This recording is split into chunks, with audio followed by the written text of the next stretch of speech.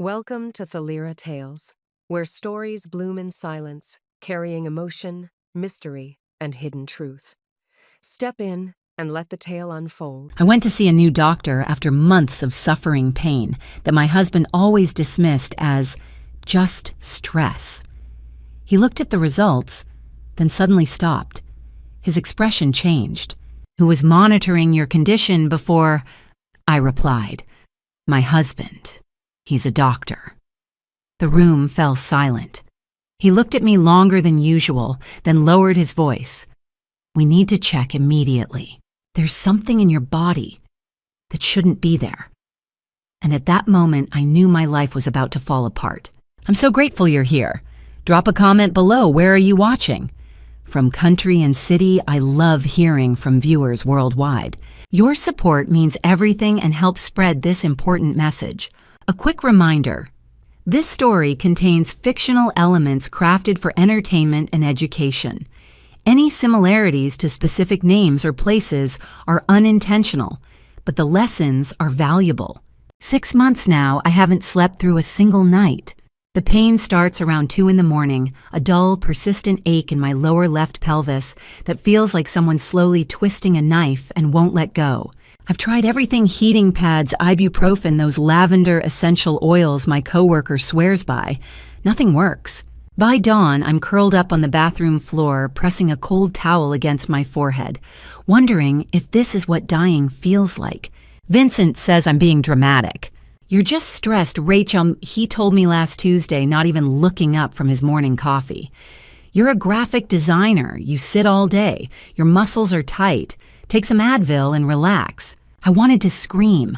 I wanted to throw the coffee mug across our Pearl District apartment and watch it shatter against the exposed brick wall he spent 3 months picking out. But I didn't. Because Vincent is a doctor, an OB/GYN at Pacific Women's Health Clinic, one of the most respected practices in Portland. He's delivered over 200 babies in the last 5 years. He's published papers on cervical health. He's the expert. And I'm just me. 38 years old, freelance graphic designer, no medical degree, no right to question him. Except the pain isn't going away.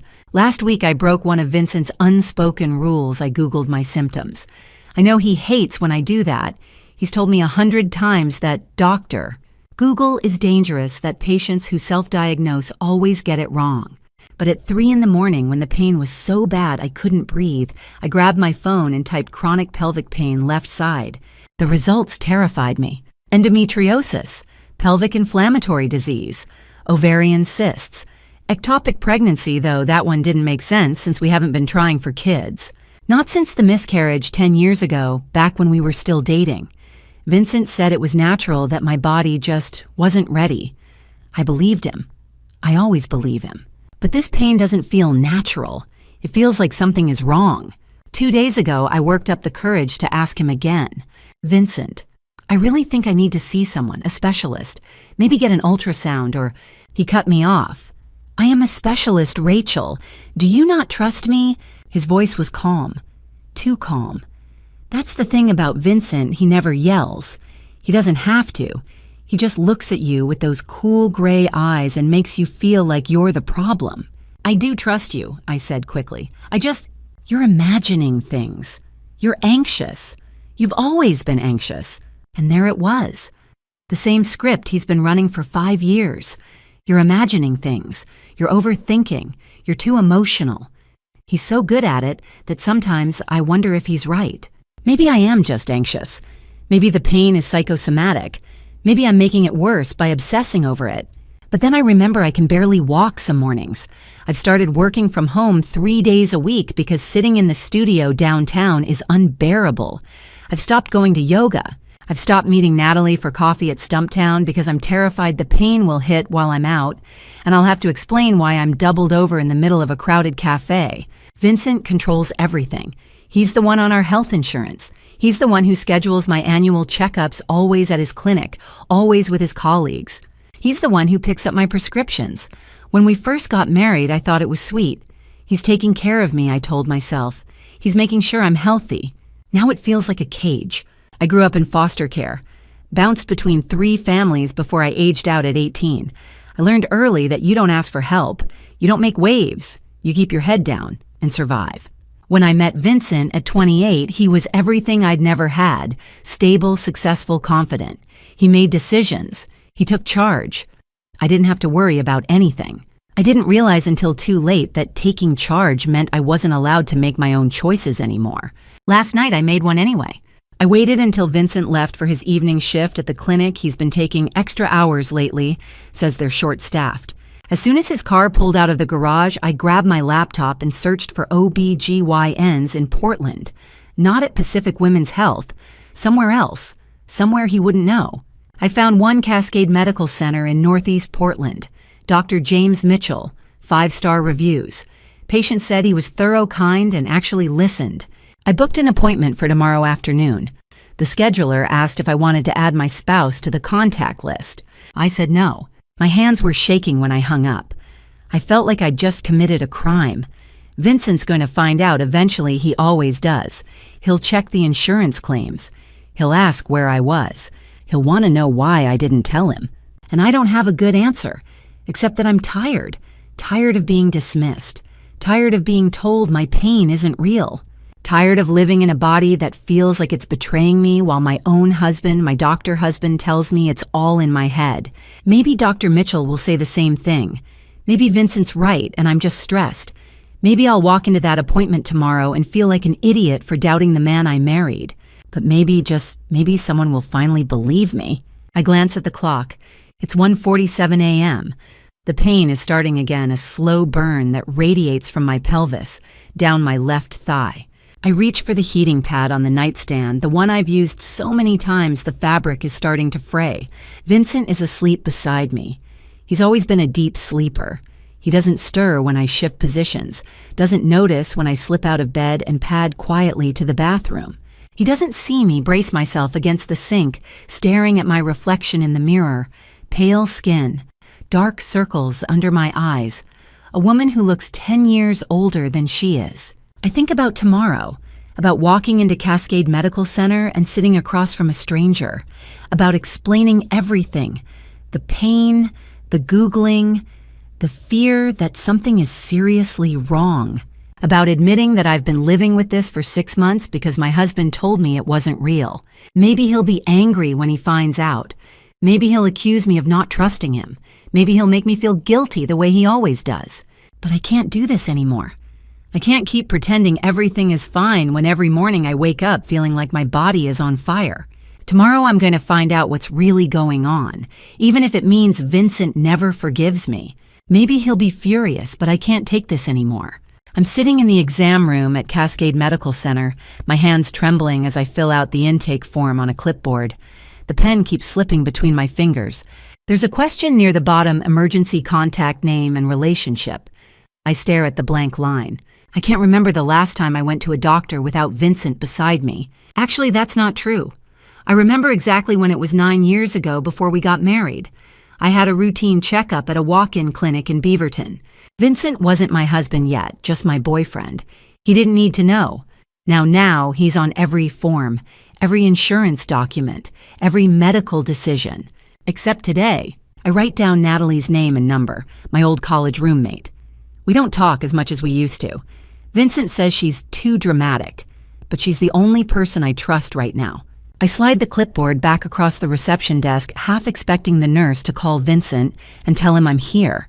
She doesn't. She just smiles and says, "Dr. Mitchell will be with you shortly." The waiting room smells like antiseptic and lavender. There's a poster on the wall about ovarian cancer screening, another about IUDs, intrauterine devices, safe, effective, long-term birth control. I've never considered getting one. Vincent always said we'd figure out family planning together, which really meant he'd decide when and if we had kids. I flip through a magazine without reading it. My phone buzzes. Vincent. I silence it. It buzzes again and again. I turn it face down on my lap. Rachel Whitmore. I look up. A tall man in his mid-40s stands in the doorway. He's wearing navy scrubs and wire-rimmed glasses. His name tag reads, Dr. James Mitchell, OBGYN. That's me, I say, standing too quickly. My knees wobble. Come on back. His voice is warm, steady, not like Vincent's clinical tone. Let's figure out what's going on. The exam room is smaller than the ones at Pacific Women's Health Clinic, but somehow it feels less intimidating. Dr. Mitchell sits on a rolling stool and flips through my intake form.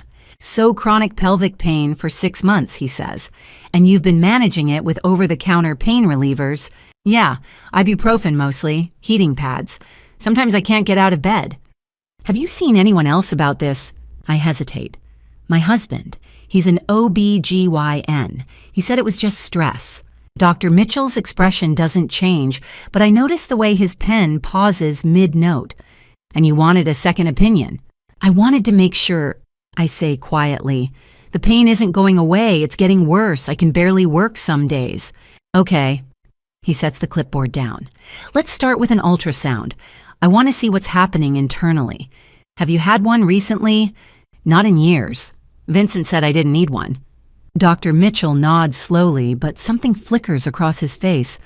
Concern, maybe, or doubt. Well, let's take a look now. I lie back on the exam table staring at the ceiling tiles while Dr. Mitchell preps the ultrasound machine. The gel is cold against my lower abdomen. I hear the machine hum to life, and then silence. Rachel, he says slowly, when was your last pelvic exam? 6 months ago. Vincent did it at his clinic. Did he do an ultrasound? No, just a physical exam. He said everything looked fine. Dr. Mitchell doesn't respond. His eyes are fixed on the screen. I turn my head to look, but I can't make sense of the black and gray shapes. What is it? I ask. He angles the screen toward me and points to a small, bright object lodged deep in the uterine wall.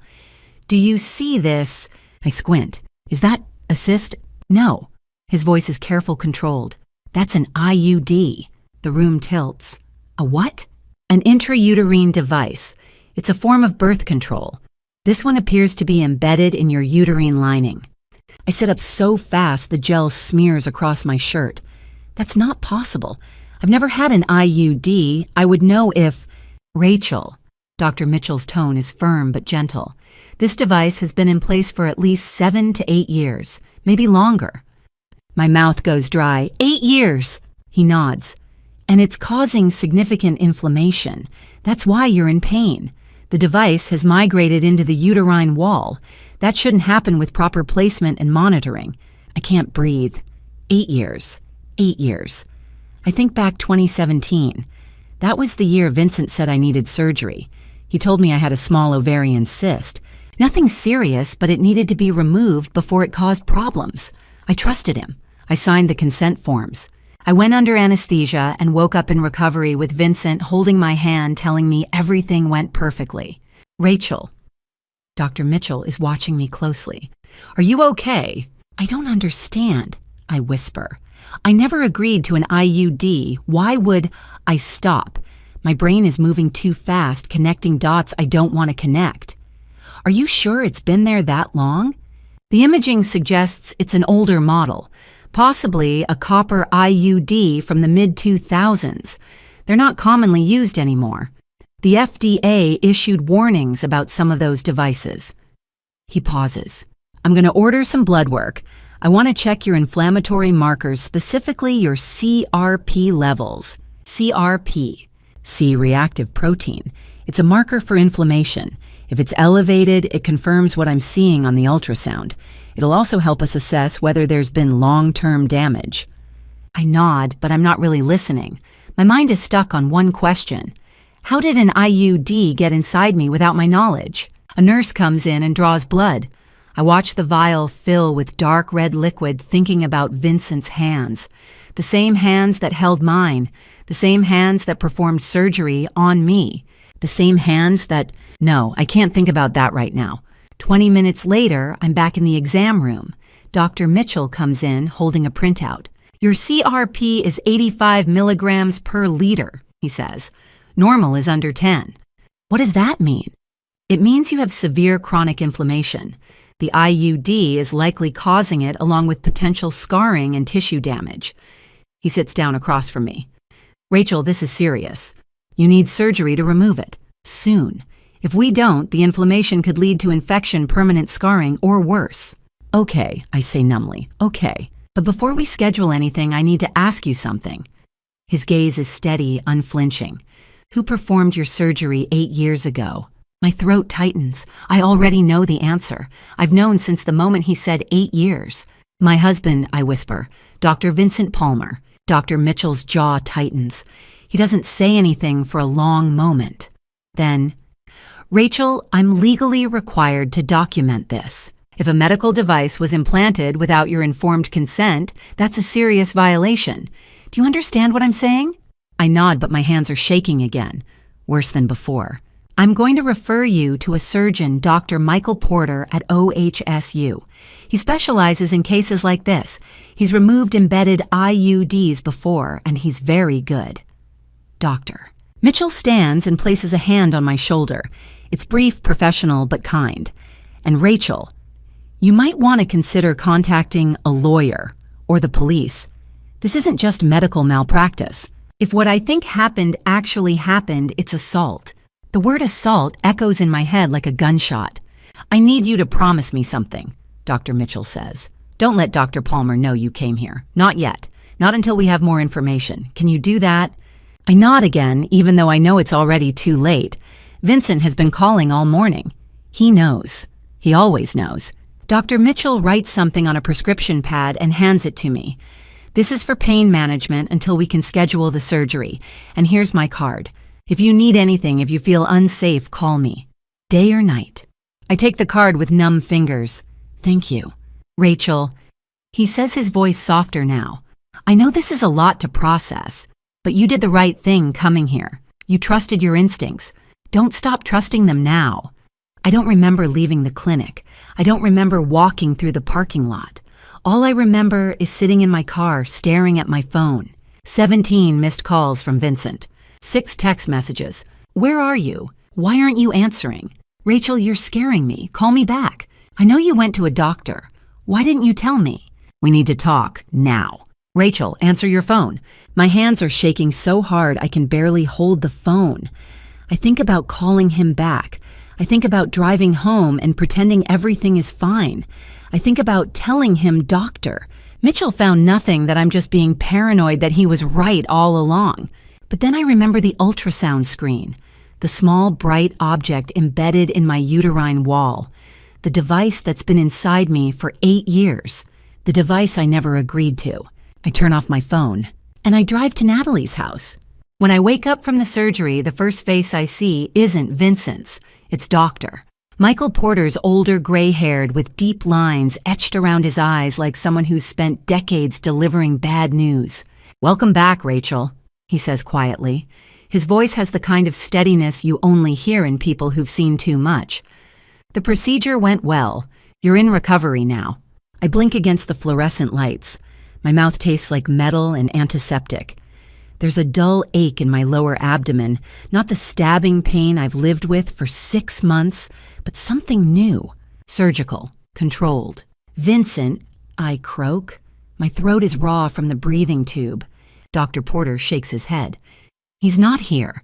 Relief floods through me so fast I almost cry.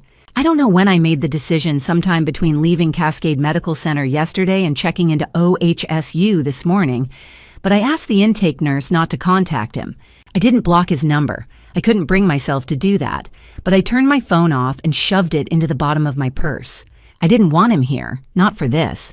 We removed the device. Dr. Porter continues. He pulls up a rolling stool and sits beside my bed. In his gloved hand, he's holding a small plastic bag. Inside is a T-shaped copper object, discolored and corroded. This is what was inside you. I stare at it. It looks ancient, ugly, like something dug out of the ground after years of decay. What is it? A Serif Copper IUD, serial number N4792B. He turns the bag over so I can see the faint engraving on the copper stem. This model was manufactured between 2005 and 2010.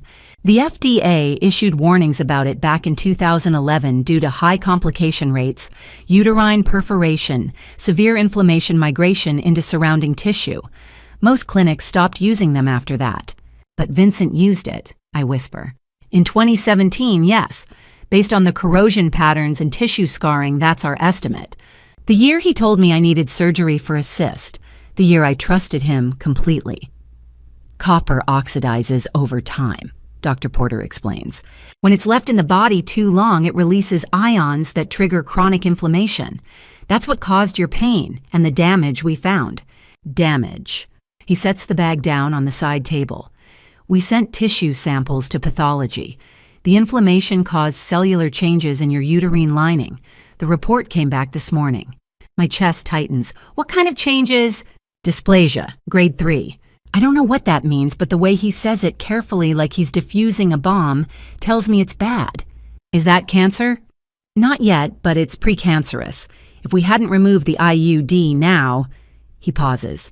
Rachel, another 6 months, and we'd be talking about a very different conversation. The room spins. I close my eyes and try to breathe, but all I can think about is Vincent's hand on my shoulder 8 years ago telling me the surgery went perfectly. You're fine, Rach. Everything's fine. He lied. He didn't just lie, he planned this. Rachel! Dr. Porter's voice pulls me back. There's someone here who needs to speak with you. I know you're exhausted, but this is important. Before I can respond, the door opens. A woman steps in. Late 30s dark hair pulled into a tight bun, wearing black slacks and a blazer with a detective's badge clipped to her belt. Ms. Whitmore, she says, extending a hand. I'm Detective Rebecca Walsh with the Portland Police Bureau Sex Crimes Unit. Dr. Mitchell contacted us yesterday after your initial exam. I don't take her hand. I can't. My arms feel like lead. Sex crimes, I repeat, non-consensual medical procedures involving reproductive organs fall under our jurisdiction. She explains. Her tone is professional, but not unkind. Dr. Porter's findings corroborate what Dr. Mitchell reported. There's evidence that a medical device was implanted in your body without your informed consent. I didn't know, I whisper. I swear I didn't know. I believe you. Detective Walsh pulls a chair up to the opposite side of my bed. That's why I'm here. We need to document this formally. Do you feel up to answering a few questions? I nod, even though I don't. Even though all I want to do is close my eyes and pretend this is a nightmare I'll wake up from. Who performed your surgery in 2017? The question hangs in the air. I already know she knows the answer. Dr. Mitchell told her. Dr. Porter told her. But she needs to hear it from me. My husband, I say, my voice is barely audible, Dr. Vincent Palmer. Detective Walsh writes something in a small notebook. And did you consent to the placement of an IUD during that surgery? No, he told me it was for an ovarian cyst. He said it was small, nothing serious, but it needed to be removed. Did you review the surgical consent forms before signing them? I think back. Vincent had the forms waiting for me the night before the surgery. He walked me through them quickly, just standard stuff. Rach, nothing to worry about, and I signed without reading. I trusted him. Why wouldn't I? I signed them, I admit, but I didn't read them carefully. Do you have copies? No, Vincent kept all the paperwork. Walsh nods, still writing. We'll subpoena the clinic records. If the consent forms don't explicitly mention IUD placement, that's a clear violation. She looks up at me. Rachel, I need to ask you something difficult. Have you experienced any other situations where your husband made medical decisions for you without your full understanding or consent? The question cracks something open inside me. I think about the last 5 years, every time Vincent dismissed my pain, every time he told me I was overreacting, every time he scheduled appointments at his clinic without asking, the way he controlled my birth control, the way he never let me see another doctor. He always said he knew what was best, I whisper. I thought that's what marriage was. Trusting each other. Detective Walsh's expression softens just slightly. Trust goes both ways, Rachel. What happened to you wasn't marriage. It was control. I don't realize I'm crying until I taste salt on my lips. What happens now, I ask. We'll investigate. We'll pull records from Pacific Women's Health Clinic interview staff, examine the device Dr. Porter removed. She pauses. And we'll need to speak with your husband. He's been calling me, I say. 17 times yesterday. I turned my phone off. Good, Walsh stands. Keep it off for now. Don't contact him. Don't go home if you feel unsafe. Do you have somewhere you can stay? I think of Natalie. I haven't talked to her in months. Vincent always found reasons for me to cancel our plans. But she's the only person I can think of right now. Yet, I lie. Walsh hands me a business card. Call me if he tries to reach you through other means.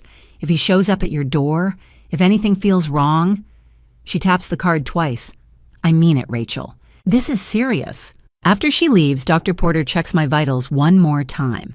You'll need to stay overnight for observation, he says.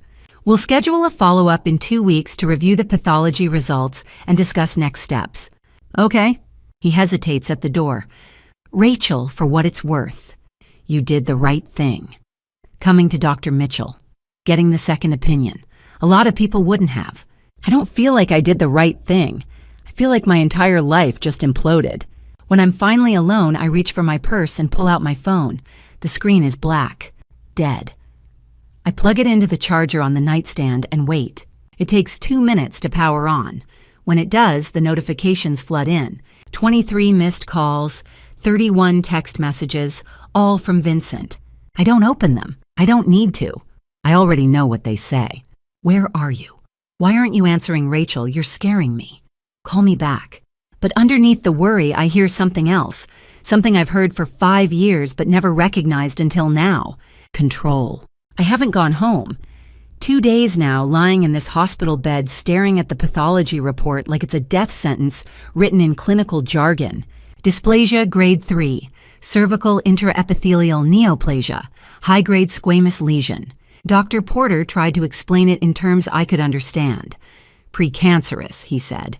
Not cancer yet, but close. If we hadn't caught this now, you'd be looking at a 70% chance of developing cervical cancer within 5 years. 70%. I keep running that number through my head.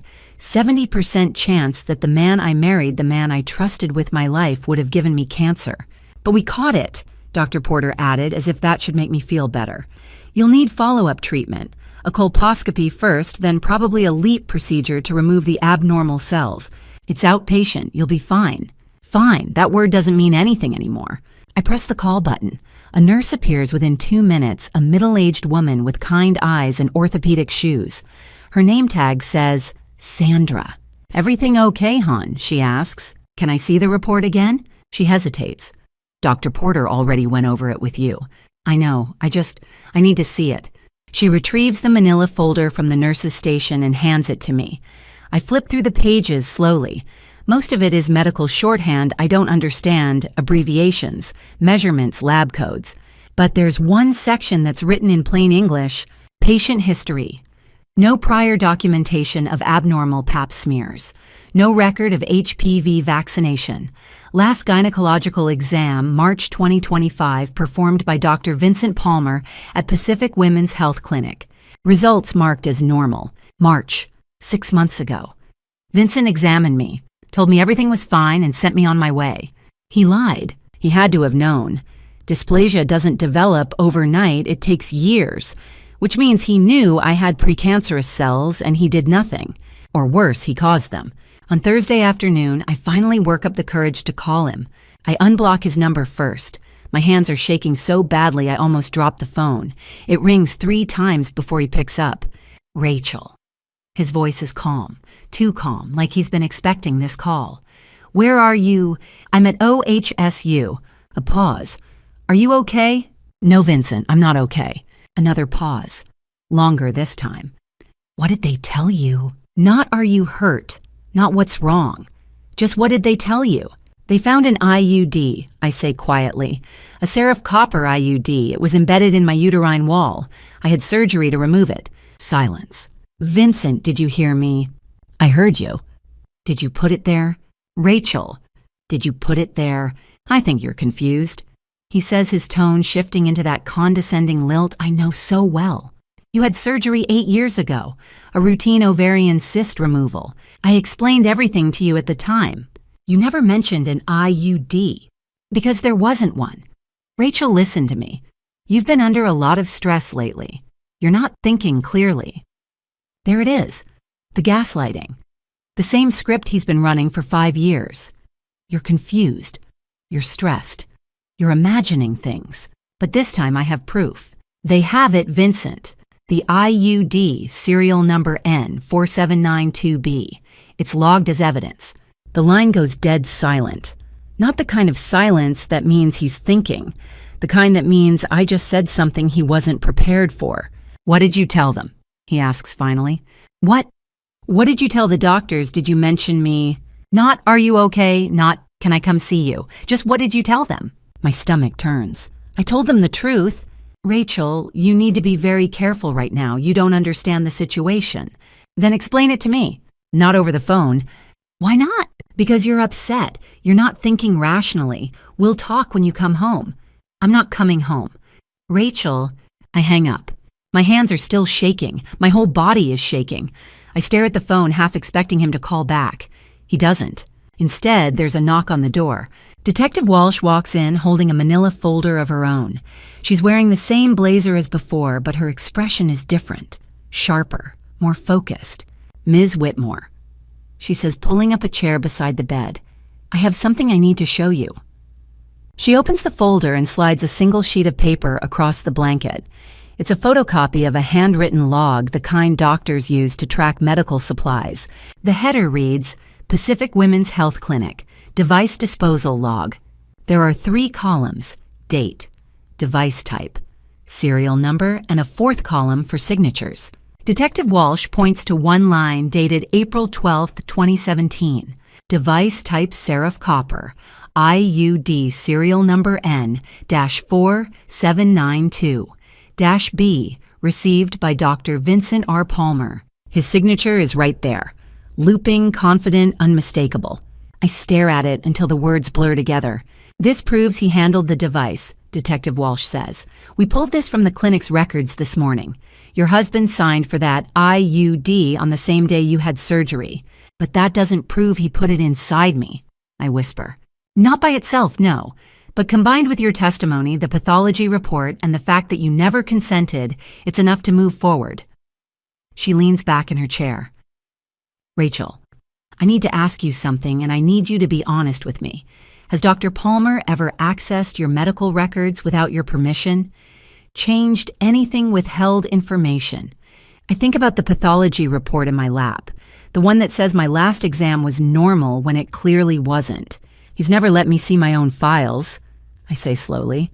He always said it was easier if he just handled everything. He's on our insurance. He schedules my appointments. He picks up my prescriptions. Did you ever ask to see your records? Once, about 3 years ago. He said there was no point, that I wouldn't understand the medical terminology anyway. Detective Walsh writes that down, and you believed him. He's a doctor. Why wouldn't I? She looks at me for a long moment. Not with pity, exactly. Something closer to anger. Because he's also your husband, she says quietly. And husbands don't get to decide what their wives know about their own bodies. After she leaves, I sit alone in the too bright hospital room, holding the disposal log in my hands. April 12th, 2017. I remember that day. I remember waking up in recovery, groggy and disoriented, with Vincent sitting beside me. He held my hand. He told me the surgery went perfectly. He said the cyst was small, benign, nothing to worry about. He lied. He took that IUD serial number N4792B and he put it inside me while I was unconscious, while I was trusting him. And then he watched me suffer for 8 years. I pull out my phone and scroll through the voicemails I never listened to. There are 21 of them. I press play on the most recent one. Vincent's voice fills the room, low and steady. Rachel, I don't know what they've told you, but you need to come home. We need to talk about this face to face. You're making a mistake, please. Call me back. I delete it. Then I delete the next one, and the next. All 21 of them gone. When I'm done, I open my contacts and scroll to his name, Vincent Palmer, MD. I change it to Do Not Answer. And then I call Natalie. Detective Walsh suggested we meet at a coffee shop instead of the precinct. Less intimidating, she said, more comfortable. But when I walk into the Stumptown on Northwest Gleason and see the stack of file folders on the table in front of her, I know this isn't going to be a comfortable conversation. I'm staying with Natalie now. Her guest room smells like lavender and old books, and she doesn't ask too many questions. She just handed me a spare key and said, Stay as long as you need. I've been sleeping 12 hours a night, waking up disoriented, forgetting for a few blissful seconds that my life has imploded. Then I remember. Detective Walsh stands when she sees me. Thanks for coming, Rachel. Can I get you something coffee tea? Just water. She nods and flags down a barista. I sit across from her, folding my hands in my lap to keep them from shaking. The cafe is busy Sunday morning crowd people typing on laptops, reading newspapers, living their normal lives. I wonder if I'll ever feel normal again. Walsh slides a bottle of sparkling water across the table. How are you feeling? I'm fine, I lie. She doesn't push. Instead, she opens the top folder. I wanted to update you on where we are with the investigation. We've been going through the records from Pacific Women's Health Clinic. This is what we found. She pulls out 2 documents. The first is the disposal log I saw in the hospital. Vincent's signature dated April 12th, 2017, next to serial number N4792B. The second is a consent form. My name is printed at the top, Rachel Whitmore. Procedure laparoscopic ovarian cystectomy. I scan the page. There's a long paragraph of medical jargon. At the bottom, there's a signature line. My signature. I sign this, I say quietly. You did, but look at what it says. I read it again slower this time. The patient consents to the removal of an ovarian cyst via laparoscopic surgery. Patient understands the risks, benefits, and alternatives. It doesn't mention an IUD, I whisper. Exactly. There's no documentation anywhere in your file that you consented to the placement of an intrauterine device, which means he did it without asking. Walsh nods. In Oregon, that's a violation of informed consent laws. It's also assault. I stare at the form. I remember signing it. Vincent brought it home the night before the surgery. He said, just a formality, babe. Standard consent for outpatient procedures. I didn't read it carefully. Why would I? He was my fiancé. He was a doctor. I trusted him. Rachel. Walsh says gently, I need to ask you something, and I need your honest answer. Do you have access to your phone records? Specifically call logs and text message data. I frown. Our phones are on the same plan. I'm the primary account holder. So you can pull records for both lines. Yeah, what? She leans forward. Because I'd like to see who your husband has been talking to. 20 minutes later, I'm logged into our Verizon account on Walsh's laptop. My hands are steadier now. I'm running on autopilot, clicking through screens, downloading PDFs. It's easier than thinking about what we might find. Okay, I say, pulling up Vincent's call log. What am I looking for? Patterns, repeat numbers, anything that stands out. I scroll through the list. Most of the calls are to Pacific Women's Health Clinic, a few to colleagues, a handful to me. And then I see it. One number appears over and over again, 3, sometimes 4 times a day. The calls started 2 years ago and have been consistent ever since. Some last 3 minutes, some last 30. This one, I say, pointing at the screen. Who is this? Walsh types the number into a reverse lookup tool. It takes about 10 seconds. A name appears, Amanda Collins, age 28. Registered address, Beaverton, Oregon. I stare at the name. I don't know her. Are you sure? Could she be a colleague? A patient? Vincent doesn't talk about his patients by name, and I've never heard him mention an Amanda. Walsh writes the name down. Okay, let me run a background check. Give me a second. She pulls out her phone and makes a call. I sit there numb, listening to the hum of espresso machines and the murmur of conversation around us. A couple at the next table is arguing about whether to get a dog. I want to tell them not to bother. Dogs need trust. Trust is a lie. Walsh hangs up and looks at me. Amanda Collins works as a nurse. Want to guess where? My stomach drops. Pacific Women's Health Clinic. Bingo. I close my eyes. He's having an affair. That's one possibility. Walsh's voice is careful, measured. But we don't know that yet. It could be work-related. They're colleagues.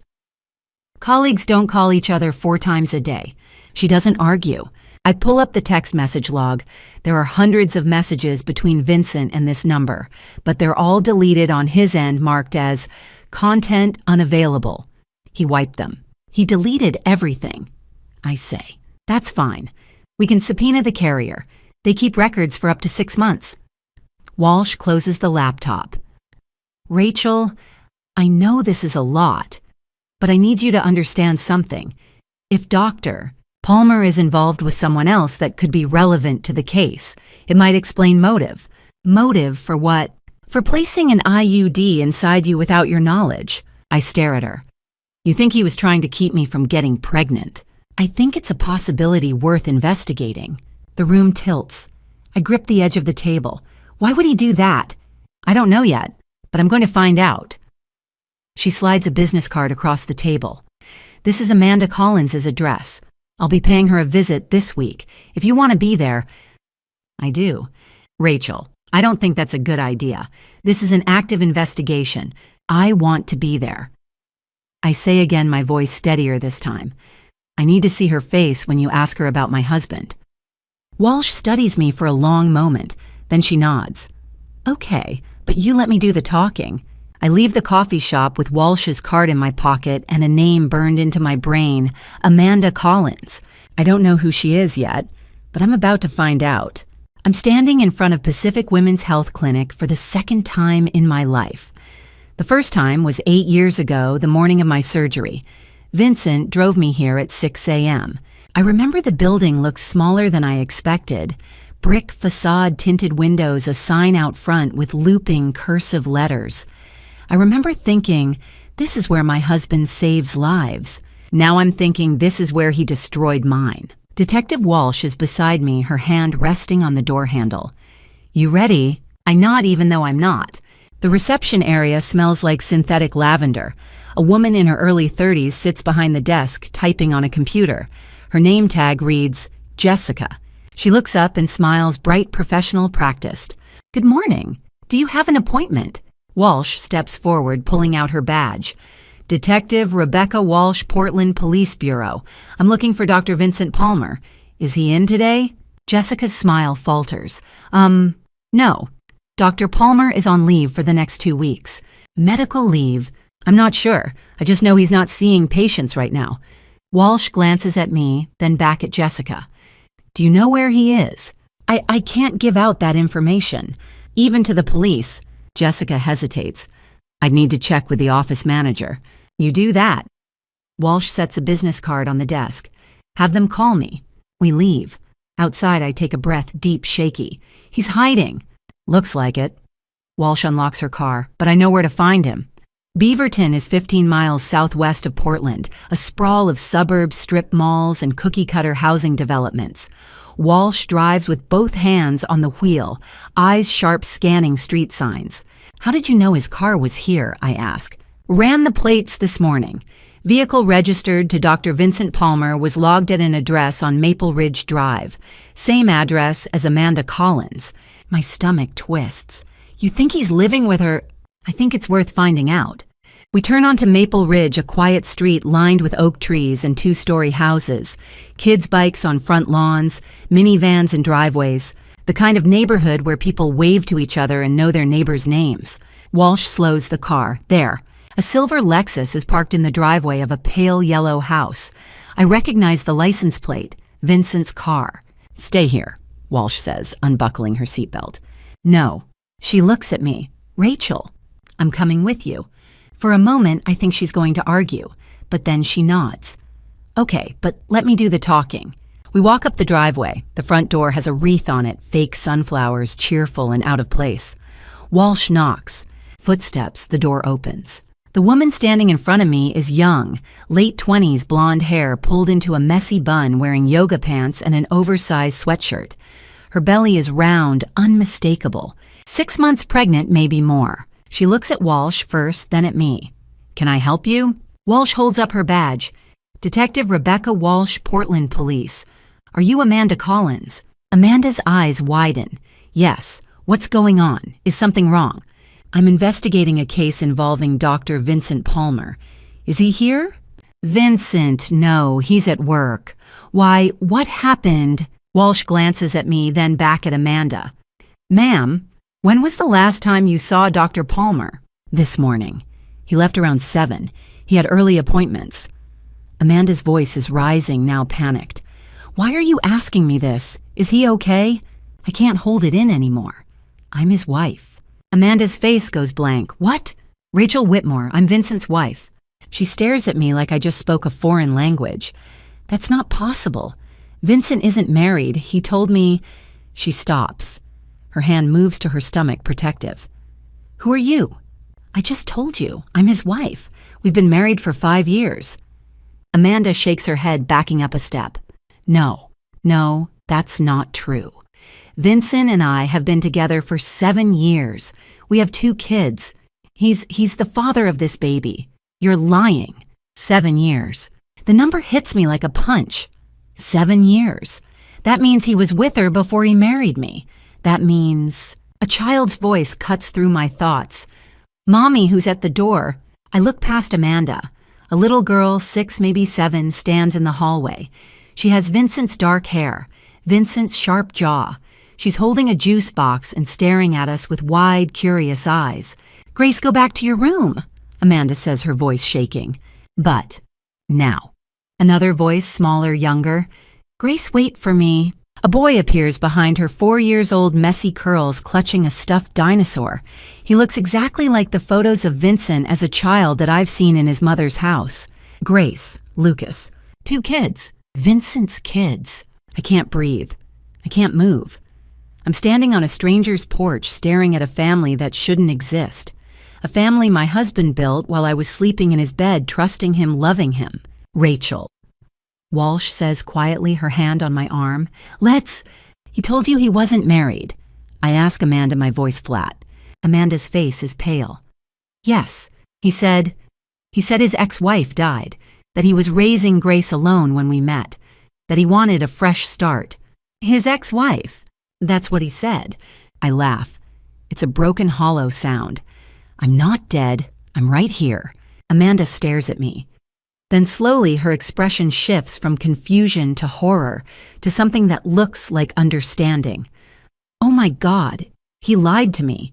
Yeah, I say, he did. I step into the house of another woman with the strangest sense of unreality, like I'm watching a movie, except this is my life shattering piece by piece. The living room is small but tidy. There's a sectional couch with throw pillows, a coffee table covered in coloring books and crayons, a flat-screen TV playing Bluey on mute. Photos line the mantel above the fireplace, Amanda and the kids at the beach, Amanda and the kids at a pumpkin patch, and in every single one, Vincent. Vincent holding Grace as a newborn, Vincent pushing Lucas on a swing, Vincent with his arm around Amanda, both of them smiling like they don't have a care in the world. I stare at the photos until Detective Walsh touches my elbow. Rachel, sit down. I sink onto the couch. Amanda sits across from me, her hands folded over her belly. She looks like she might cry or throw up. Maybe both. Grace, Lucas. Amanda calls toward the hallway. Go to your room and play with your toys. Okay, Mommy needs to talk to these people. But I want to watch TV, Grace whines. Now, Grace. The little girl huffs but obeys, dragging her brother behind her. The door at the end of the hall clicks shut. Detective Walsh pulls out her notepad. Miss Collins, I need you to tell me everything you know about Dr. Vincent Palmer. Start from the beginning. Amanda takes a shaky breath. I met him 7 years ago. I was working as a nurse at Pacific Women's Health Clinic. He was charming, confident.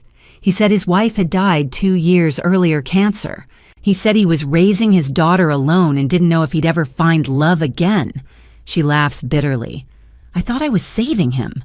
What daughter? I ask. Amanda looks at me confused. Grace. He said she was his from his first marriage. My stomach turns. Grace isn't from a first marriage. She's yours.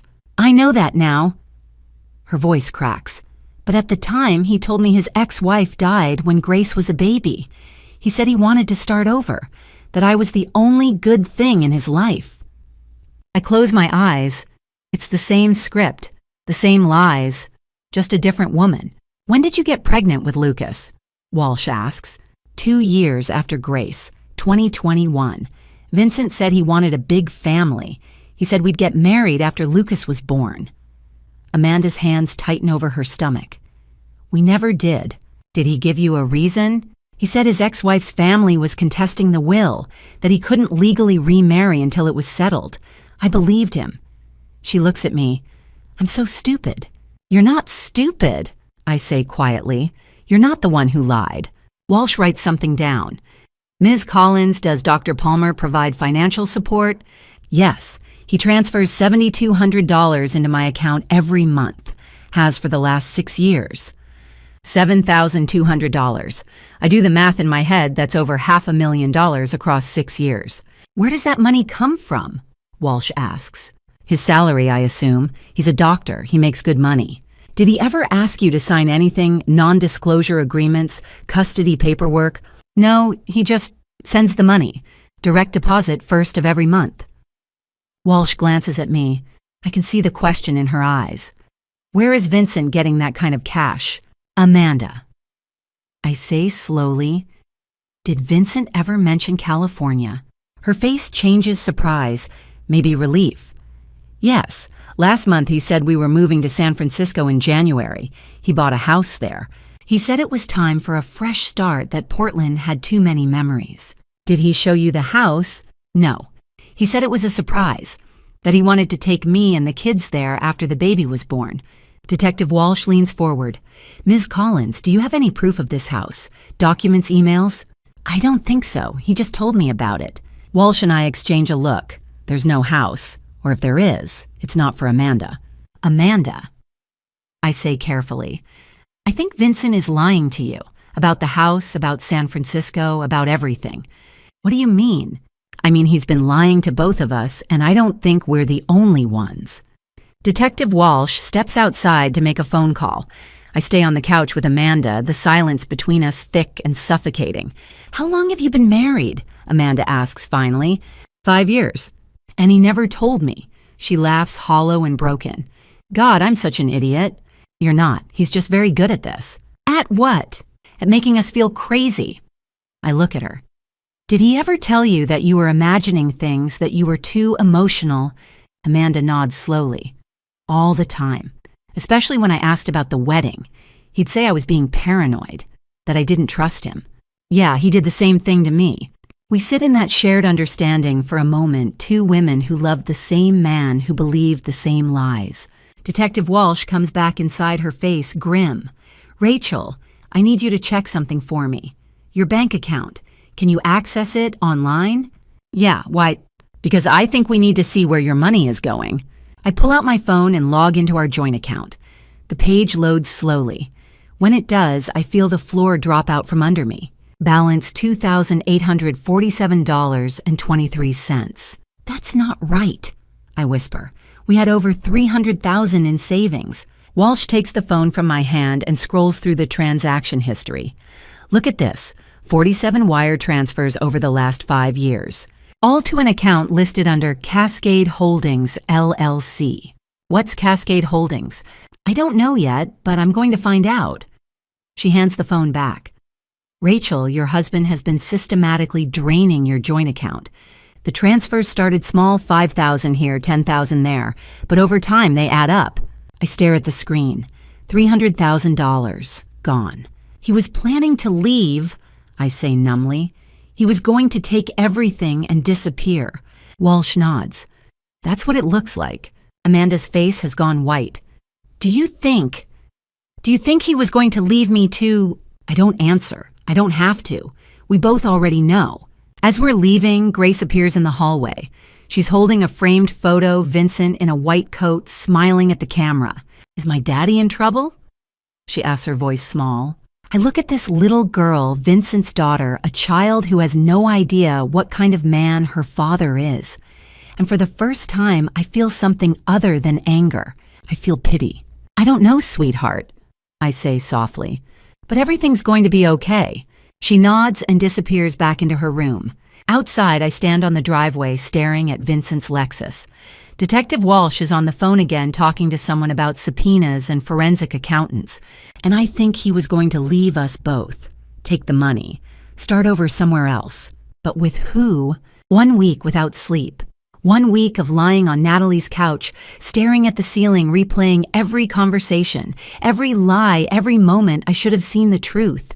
1 week of waiting for Vincent to show up at the door at the coffee shop at the grocery store. He never does. Detective Walsh says he's gone, disappeared. His car hasn't moved from Amanda's driveway. He's not at the clinic, not at our apartment, not anywhere. which is why I'm standing outside our building now, key in hand, heart hammering. You don't have to do this, Walsh says beside me. She drove me here, insisted on coming inside with me. We can get a warrant, come back with a team. No, I say. I need to do this now, because I know Vincent. He's meticulous. He plans everything. And if he left in a hurry, if he ran, he might have left something behind. The apartment smells stale, like no one's opened a window in days. I flip on the lights. Everything looks the same. The couch where we used to watch movies, the kitchen table where we ate breakfast, the framed photo of us on our wedding day still hanging on the wall. I want to smash it. Where do we start? Walsh asks. His office. Vincent's home office is at the end of the hall, a small room with a desk, a filing cabinet, and a bookshelf crammed with medical textbooks. I've only been in here a handful of times. He always said it was his workspace, that he needed privacy to focus. Now I know why. Walsh pulls on latex gloves and starts going through the filing cabinet. I sit at the desk and open the drawers. Pens, notepads, old insurance forms. Nothing. Then I see it. A laptop. Old silver pushed to the back of the bottom drawer. It's not the one Vincent uses for work. That's a newer MacBook he takes everywhere. This one looks like it's from 2015, maybe earlier. Found something, I say. Walsh comes over. Can you open it? I press the power button. The screen flickers to life. Password prompt. I try his birthday. Incorrect. I try our anniversary. Incorrect. I sit there staring at the blinking cursor. What would Vincent use? What's important to him? And then I remember April 12th, 2017, the day of my surgery. The day he put the IUD inside me. He used to call it the day everything changed. I type 03122017. The screen unlocks. The desktop is almost empty. Just a few folders, work documents, taxes, research notes. I click on research notes. Inside, there are dozens of subfolders, each labeled with a date. I open the most recent one, September 2025. There's only one file inside, a Word document titled Protocol, Long-Term Observation. I open it.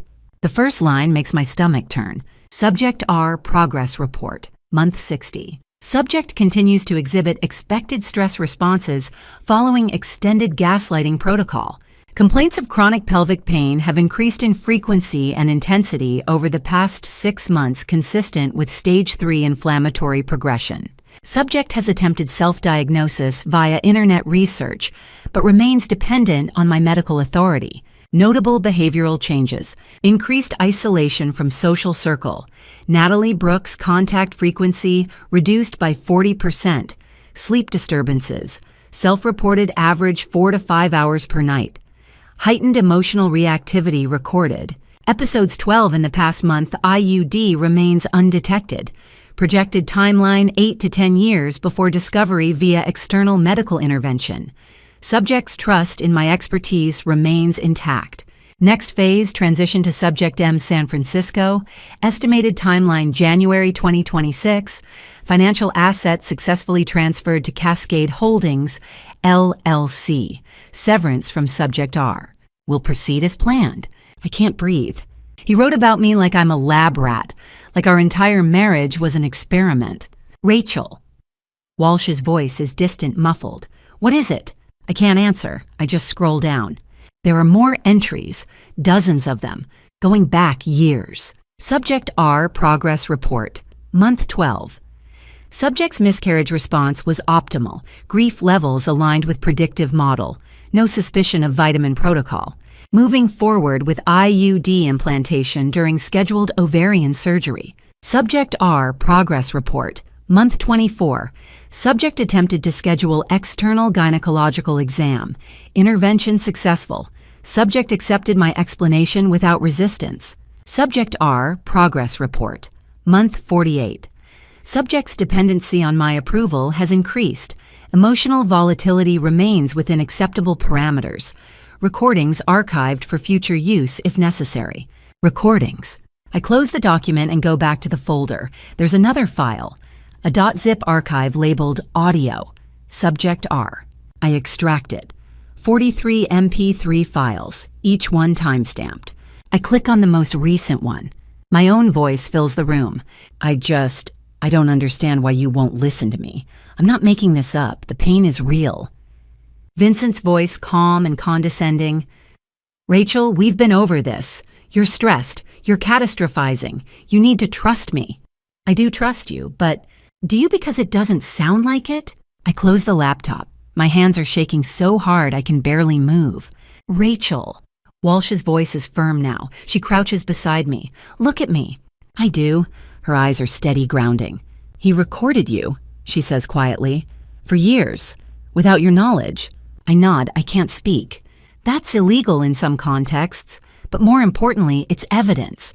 It proves he was manipulating you, gaslighting you. This is huge, Rachel. I take a breath. Another. There's more. I open the desk drawer. Behind a stack of old tax returns, I find it a hollowed-out book, The Art of War by Sun Tzu. Inside, there's a USB drive. Walsh takes it, plugs it into the laptop, 2 folders, audio archives, and Phase 2, SF. She opens Phase 2, SF. There's a single document inside, a real estate contract. For a house in San Francisco, purchase price $1.2 million, buyer Cascade Holdings, LLC, and a note handwritten scanned into a PDF. M. Everything is ready. House closes December 15th. We leave January 5th. Don't tell anyone. V. Emeka, Walsh says. Subject M. I stare at the screen. He was going to leave us both. Me, Amanda, the kids. He was going to take everything and start over with someone new. Walsh's jaw tightens. We need to find out who M is. As we're leaving, I pause in the doorway of the bedroom. The bed is still unmade. Vincent's side. My side. I used to feel safe here. Now I just feel sick. Rachel, Walsh says gently, let's go. I follow her out, clutching the USB drive like it's a lifeline. Because it is. When the bank teller says, your joint account balance is $2,847, I think she's made a mistake. Maybe she pulled up the wrong account. Maybe the system's glitching. But she's not, and it's not. That's impossible, I say. We have over $300,000 in savings. The teller, Michelle, according to her name tag, gives me a sympathetic look. The kind you give someone when you're about to deliver bad news. Ma'am, I'm showing 47 outgoing wire transfers over the past 5 years. Would you like me to print a statement? I nod numb. Detective Walsh is beside me. She drove me here after I called her this morning, hysterical, demanding to see proof of what Vincent had done. Now standing in the middle of Bank of America's downtown branch, fluorescent lights buzzing overhead, I feel like I'm underwater. Michelle hands me a thick stack of papers. I flip through them. Page after page of wire transfers. 5,000 here, 10,000 there, 15,000. All to the same recipient, Cascade Holdings, LLC. Who authorized these, I ask. Michelle clicks through her computer. Dr. Vincent Palmer. He's listed as the primary account holder. I'm on the account too. Yes, ma'am, joint account. Both parties have full access. But I never approved these transfers. Michelle's expression shifts pity mixed with discomfort. I'm sorry, but legally, either account holder can initiate transactions without the other's consent. That's how joint accounts work. Walsh leans forward. Is there a record of who set up the SMS alerts for this account? Michelle types. Yes, alerts are sent to a phone number ending in 4392. That's Vincent's number. Not mine, I whisper. No, ma'am, just his. I sit down in one of the lobby chairs before my legs give out. $340,000. Gone. 5 years of savings. My freelance income. His salary. Everything we were supposed to use to buy a house. Start a family, build a life transferred to a shell company I've never heard of. Walsh sits beside me. Rachel, I need you to stay calm. We're going to fix this. How? My voice cracks. He stole everything. He didn't steal it, he moved it, and we're going to find it. 2 hours later, we're in a law office across town. Walsh called in a favor a forensic financial analyst named David Brennan, who specializes in hidden assets and divorce fraud. Brennan is in his 50s, gray-haired, sharp-eyed. He spreads the bank statements across his desk like a poker hand. Cascade Holdings, LLC. He says, tapping one of the transfers. Registered in Delaware. That's a red flag right there. Delaware's the go-to state for shell companies because of the privacy laws. You can set up an LLC without disclosing the owner's identity. Can you find out who owns it? Walsh asks. I can try, but it's going to take time. Delaware doesn't make it easy. He flips through more pages. What concerns me more is this. He points to a document dated July 15, 2025. This is a property deed transfer. Your marital home, 680 Riverside Drive, correct? I nod. It was transferred to Cascade Holdings LLC 2 months ago. The room spins. What does that mean? It means your husband transferred ownership of your house to the same shell company he's been funneling money into. And if he did it without your knowledge or consent, he looks at Walsh. That's fraud. But I signed the deed when we bought the house, I say. My name is on it. Was Brennan corrects. Your name was on it. Now it's not. How is that possible? I didn't sign anything. Brennan pulls out another document, a notarized transfer form. At the bottom, there's a signature. My signature. Except I didn't write it. He forged it, I whisper. Walsh's jaw tightens. Or he had you sign something and told you it was something else. I close my eyes, trying to remember. July, 2 months ago. Vincent came home with a stack of papers. He said they were insurance documents.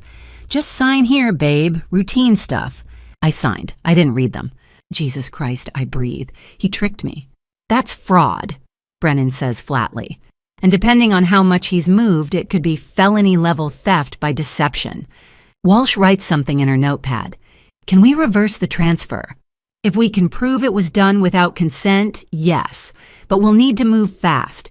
If he's planning to liquidate the property or move more assets, he trails off, the implication clear. We might not get any of it back. I'm in the parking garage leaning against Walsh's car when my phone rings. Unknown number. I almost don't answer. But something instinct maybe makes me press the green button. Hello, is this Rachel? The voice is female, older, shaky. Rachel Whitmore. Yes, who is this? My name is Catherine Palmer. A pause. I was Vincent's first wife. I freeze. I saw the news, she continues, about the investigation, the IUD, the things he did to you. Her voice breaks. I'm so sorry. I should have warned you. How did you get my number? I called the police. Detective Walsh gave it to me. She said you might need to hear from someone who's been through this before. My heart is pounding. What do you mean, been through this? Catherine takes a shaky breath. Vincent did the same thing to me. Not the IUD, but the lies, the gaslighting, the money. Another pause. When we divorced, I found out he'd transferred almost everything we owned to an offshore account. I got nothing. He told everyone I was unstable, that I was imagining things. I can't speak. Rachel, she says, her voice firmer now. I need you to understand something. Vincent doesn't just lie. He destroys people, and he's very, very good at it. If you're going after him, you need to be prepared, because he's gonna fight back. I don't care, I say. I'm not backing down. Good. There's something like pride in her voice. Then I'll help you. I kept records, emails, financial statements, everything I could find before he cleaned me out. If you want them, they're yours. I close my eyes. Thank you. Don't thank me yet, Catherine says quietly. Just promise me you'll be careful. Vincent is dangerous. More dangerous than you think. She hangs up. I stand there in the parking garage, phone in hand, staring at nothing. Detective Walsh comes out of the building. Rachel, you okay? I look at her. That was Vincent's ex-wife. She wants to help. Walsh's eyebrows rise. Catherine Palmer. You gave her my number. I thought you should talk to her. She knows him better than anyone. Walsh studies my face. What did she say? That he did this before. That he's dangerous. I take a breath. And that she has evidence. Walsh nods slowly. Then we need to meet her. Soon. Catherine Palmer doesn't look the way I imagined. She's 48, but her eyes make her seem older, pale blue, tired, the kind that have cried too many tears. Her hair is silver gray, cut short and neat, and she's wearing a cardigan that looks like it's been washed 100 times. When she shakes my hand across the table at the coffee shop, her grip is firm, steady. "Thank you for meeting me," she says. "Thank you for calling." I glance at Detective Walsh, who's sitting beside me, notepad already out. "I don't know what Vincent told you about me, but—" "He didn't tell me anything," Catherine interrupts. "I saw the news. Portland Tribune ran a piece about the investigation 2 days ago. Local doctor accused of medical assault. Your name wasn't in the article, but I knew it was him." I swallow hard. "You were married to him? For 8 years. 2008 to 2016. She takes a sip of her coffee, black, no sugar. Her hands are shaking slightly. "I thought I was going to spend the rest of my life with him. I thought he loved me." "What happened?" Walsh asks gently. Catherine sets the cup down. "He told me I was infertile, that we'd been trying for 3 years and it was my fault. He said my ovaries weren't producing viable eggs, that I had, what did he call it, premature ovarian failure. He was so kind about it, so understanding. He said we'd look into adoption, that it didn't matter to him whether we had biological children or not." I feel my chest tighten. "But you're not infertile." "No."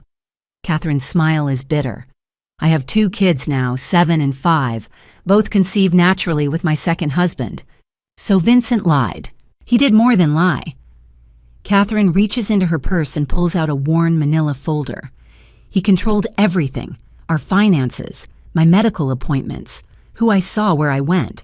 He said it was because he loved me, because he wanted to take care of me." She opens the folder and slides a stack of papers across the table. "But really, he just wanted to own me." I flip through the documents, bank statements, emails, text message printouts, all dated between 2010 and 2016. One email dated March 2013 catches my eye. From Vincent Palmer to Catherine Palmer. Subject, appointment reminder. "Kath, don't forget your appointment with Dr. Rosen tomorrow at 10 a.m. I've already updated him on your symptoms. Don't try to self-diagnose again. You know how you get when you read too much online. Let the professionals handle it. V." "Who's Dr. Rosen?" I ask. "Vincent's colleague, another OB-GYN. Catherine's voice is flat. "Vincent scheduled all my appointments with him. I wasn't allowed to see anyone else, and every-time doctor. Rosen would tell me the same thing, my hormone levels were abnormal, that I needed to accept the reality of my infertility. Did you ever get a second opinion?" "Once, in 2015. I went to a clinic across town without telling Vincent. They ran tests. Everything came back normal." She pauses. "When I told Vincent, he said I was being paranoid, that I didn't trust him. He made me feel so guilty that I didn't go back." Walsh writes something down. "What happened after the divorce?" "I met someone new, a teacher, kind, normal. We got married in 2017. A year later, I got pregnant." Catherine's eyes fill with tears. I couldn't believe it. I thought it was a miracle. But it wasn't a miracle. It was just proof that Vincent had been lying to me for years. "Did you ever confront him?" Catherine nods. "I called him, told him I was pregnant, asked him how that was possible if I was infertile." She wipes her eyes. "He said I must have misunderstood my diagnosis, that he never said I couldn't have children, that I was rewriting history." Gaslighting. The word echoes in my head. "Why didn't you report him?" Walsh asks. Catherine looks down at her hands. "Because he had leverage, videos of us, private videos. He said if I ever tried to destroy his reputation, he'd make sure everyone saw them." Her voice cracks. I was humiliated, terrified. I just wanted to move on. I reach across the table and take her hand. "I'm so sorry."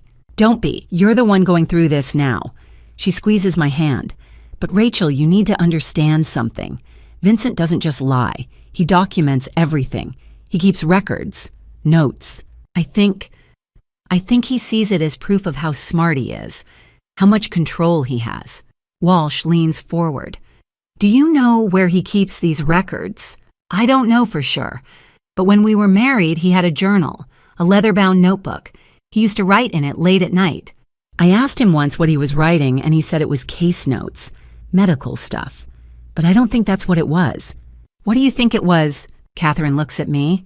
"I think it was us, his wives, his experiments. I think he was documenting what he did to us. We moved from the coffee shop to Catherine's apartment in Northwest Portland. Its small, cozy bookshelves lining the walls, kids' drawings on the fridge, family photos on the mantel. A normal life, the kind I thought I had. Catherine pulls a cardboard box out of her closet. This is everything I kept. I don't know if it'll help, but she opens the box. Inside are more emails printed and highlighted, financial statements, therapy notes from 2016, and at the bottom, a single piece of paper, handwritten, torn at the edges. I pick it up. The handwriting is unmistakable. Vincent's. March 15th, 2016. Catherine divorced me because she couldn't have children. She blames me, but it's not my fault she's broken. Next time I'll do better. I'll choose someone younger, someone more manageable. Note to self-control the narrative. Control the finances. Never let them see the full picture. I read it twice, 3 times. My hands are shaking. Where did you find this? I whisper. In his desk drawer, the day I moved out. He'd left it there like he didn't care if I saw it, or maybe he wanted me to see it. Catherine's voice is hard. That's when I realized I was never a person to him. I was a project. Walsh photographs the note. Ms. Palmer, this is evidence. I'm going to need to take this. Take all of it, Catherine says. I don't want it anymore. As we're leaving, Catherine stops me at the door. Rachel, she says, her voice low, if you're going after him, you need to find that journal. He still has it, I'm sure of it. And if he's writing about you the way he wrote about me...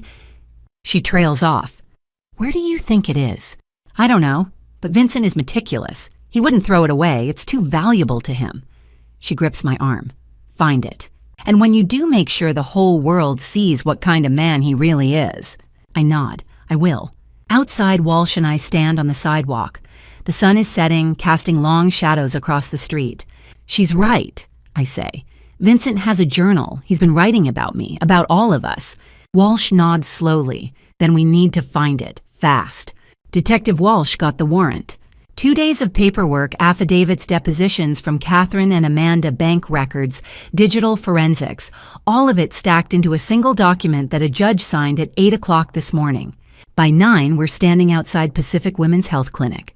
You don't have to come in, Walsh tells me. You can wait in the car. No, I say, I need to see this. For the first time in 5 years, I'm about to walk into the place where my husband works, the place he spent more time than he ever spent with me. The receptionist, Jessica, the same woman from before, looks up when we enter. Her eyes widen when she sees the warrant in Walsh's hand. We're here to search Dr. Palmer's office, Walsh says. Where is it? Jessica stammers. 2nd floor, end of the hall. But Dr. Palmer isn't. We know he's not here. Walsh's tone is clipped. Open it. Jessica fumbles with a key ring and leads us upstairs. The hallway is sterile, fluorescent lit, lined with exam rooms. At the end, there's a door with a nameplate, Dr. Vincent R. Palmer, M.D. Walsh pulls on latex gloves. I stand in the doorway watching. The office is exactly what I expected. Neat, organized. A mahogany desk, a leather chair, shelves lined with medical textbooks, diplomas on the wall. A framed photo of Vincent shaking hands with some hospital administrator. No photos of me. Walsh starts with the desk. Drawers, files, computer. I move toward the bookshelf. Gray's Anatomy, Williams Obstetrics, the Merck Manual. All the books look untouched like decorations. And then I see it. Behind a row of thick textbooks on the bottom shelf, there's a gap. I pull the books forward. Behind them, set into the wall, are 2 small safes, each about the size of a shoebox. Walsh, I say. She comes over. Well. The safes have keypads, no keys, just numbers. Password, Walsh asks. I think for a moment. Then I type 03122017. The first safe clicks open. Inside, there are 3 leather-bound notebooks, the kind you'd buy at a fancy stationery store.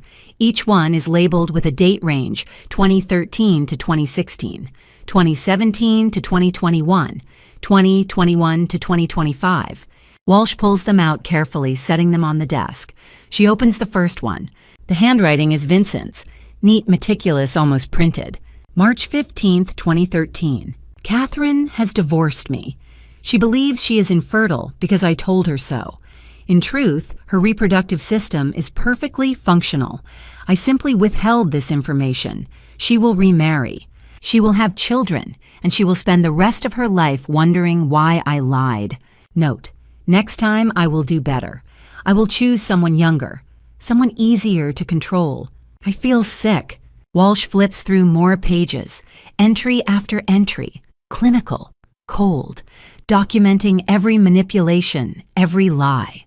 August 6th, 2015. R is pregnant. Week 8. I have researched the vitamin C plus Dong Quai protocol. Success rate 60 to 70% at weeks 6 to 10. Risk of detection minimal. ER staff will assume natural miscarriage. R. Trust me completely. Jesus, Walsh whispers. October 6, 2015. Prepared capsules. Vitamin C 1,500 milligrams, Dong Quai extract 800 milligrams, parsley oil 500 milligrams. Told R these are prenatal vitamins. She did not question it. June 25th, 2015. R miscarried. ER doctor confirmed spontaneous abortion. R is devastated. I comforted her. She suspects nothing. I can't read anymore. I turn away, pressing my hand against my mouth. Rachel. Walsh says gently, I know this is hard, but we need to keep going. I nod, blinking back tears. She flips to another entry. June 30th, 2015. Long-term plan IUD implantation during ovarian cyst surgery.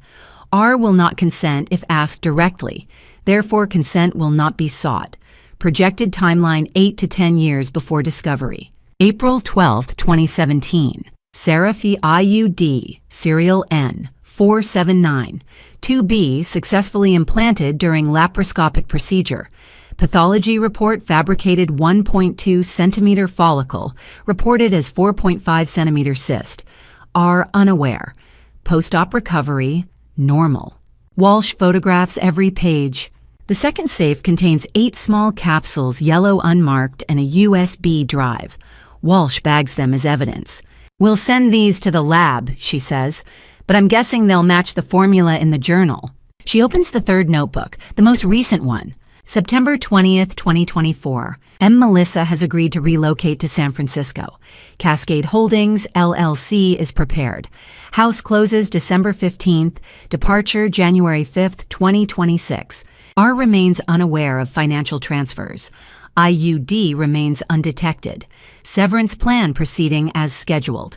And then the final entry, October 1st, 2024. If R discovers the IUD, I will use the audio recordings to prove she is mentally unstable. I have documented her emotional volatility extensively. The court will side with me. It always does. Walsh reads it out loud. Her voice is steady, but I can hear the anger underneath. He thought he was untouchable, she says. I stare at the notebooks. 3 leather-bound volumes. 11 years of Vincent's life. 11 years of calculated cruelty written down like lab notes. He's a psychopath, I whisper. He's a criminal, Walsh corrects. And now we can prove it. What happened in 2015 wasn't an accident. Before I show you the proof, drop 2015 in the comments if you're ready for the truth. And remember, parts of this story are fictionalized for storytelling. Feel free to stop watching if it's not for you.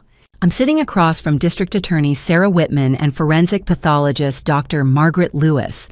My hands clench so tight they've gone numb. The DA's office is sterile white walls, fluorescent lights, a conference table covered in folders. One is labeled Evidence, Palmer Case. Another has my name on it, Rachel. DA Whitman says, Dr. Lewis needs to walk you through her findings. Are you ready? I nod. Dr. Lewis is in her 50s, gray-haired, wearing rimless glasses. She slides a lab report across the table. Ms. Whitmore, the capsules recovered from Dr. Palmer's office were analyzed by the Oregon State Crime Lab. They contained 1,500 milligrams of vitamin C, 800 milligrams of Dong Quai extract, and 500 milligrams of parsley oil. Those are just vitamins, I say, herbs.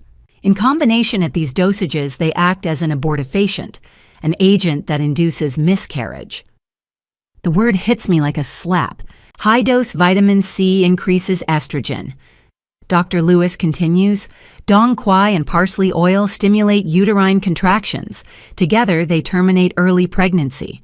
Success rate 60 to 70% when administered for 2 weeks. 60 to 70%. Vincent wrote that in his journal. According to your medical records, she says you miscarried June 25, 2015 at 9 weeks. Do you remember when you started taking the capsules? I close my eyes. June 2015. Vincent came home with a pill bottle. Your prenatal vitamins, babe. Take them 3 times a day. I took one right there, swallowed it with water. Thanked him. He gave them to me. I whisper. Around June 10th, 14 days before the miscarriage, Dr. Lewis says. Based on the timeline and chemical composition, your miscarriage was not natural. It was induced, deliberately. The room spins. He killed my baby. He caused you to miscarry. Dr. Lewis corrects gently.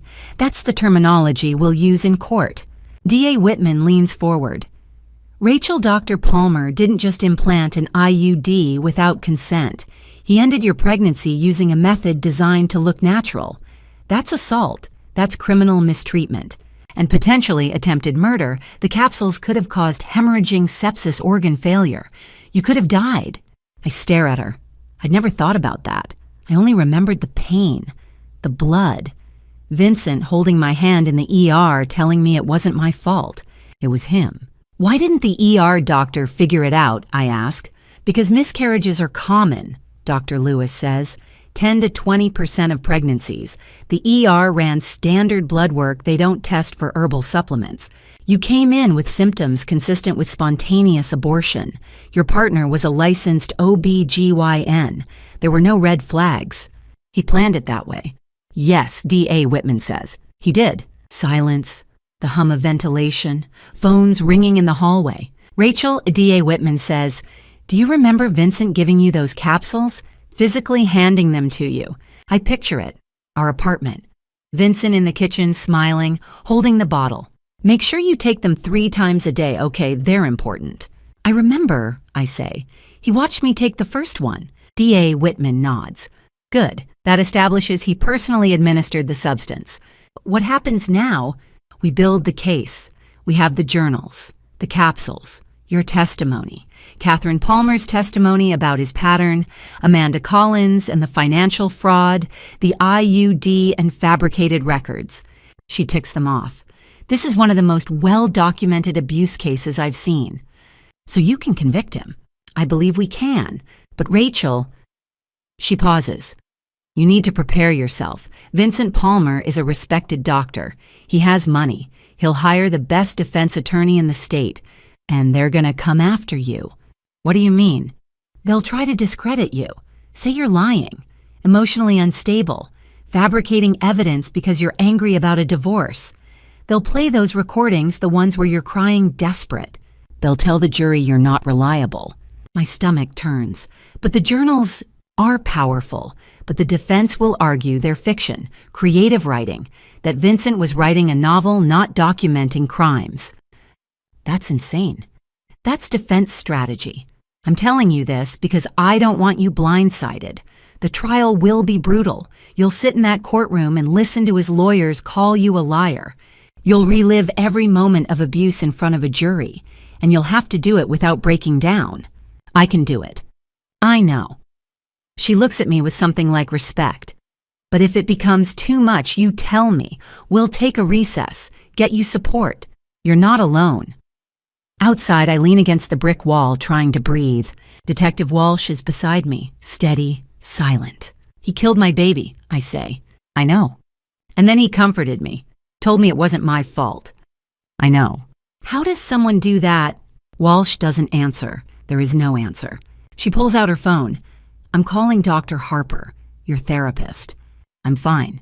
Rachel, you just found out your husband induced a miscarriage 10 years ago. You're not fine. She's right. I'm not fine. I'm nowhere close to fine. But I'm not going to fall apart. Not now. Not when we're this close. Make the call, I say. Walsh nods and steps away. I close my eyes and think about June 25th, 2015. The worst night of my life. Or so I thought. Now I know the truth. It wasn't the worst night. It was just the first For the first time in 6 weeks, I see Vincent. He's standing at the defense table in Multnomah County Courthouse, wearing a charcoal gray suit, crisp white shirt, navy tie. His hair is neatly combed, his jaw is clean-shaven. He looks like a respectable doctor, a pillar of the community, someone you'd trust with your life, not the man who destroyed mine. I sit in the gallery beside Detective Walsh. My hands are folded in my lap nails, digging into my palms. I want to scream, I want to run, but I sit perfectly still and stare at the back of his head. He doesn't turn around, not once. All rise, the bailiff calls, the Honorable Judge Margaret Sullivan presiding. Judge Sullivan is in her late 50s, silver hair pulled into a tight bun, black robe, crisp and authoritative. She takes her seat at the bench and surveys the courtroom with sharp eyes. "Be seated." She looks down at the file in front of her. State of Oregon versus Dr. Vincent Richard Palmer. Case number 2025-CR-08471. This is an arraignment hearing. Is the defendant present? Vincent's lawyer, a tall man in an expensive suit, late 40s with slicked back hair, stands. "Yes, Your Honor. Thomas Harrington for the defense." And the state? District Attorney Sarah Whitman rises. "Sarah Whitman for the State of Oregon, Your Honor." Judge Sullivan nods. "Let the record show the defendant is present with counsel. Ms. Whitman, please read the charges." DA Whitman opens a folder. Her voice is steady, clinical.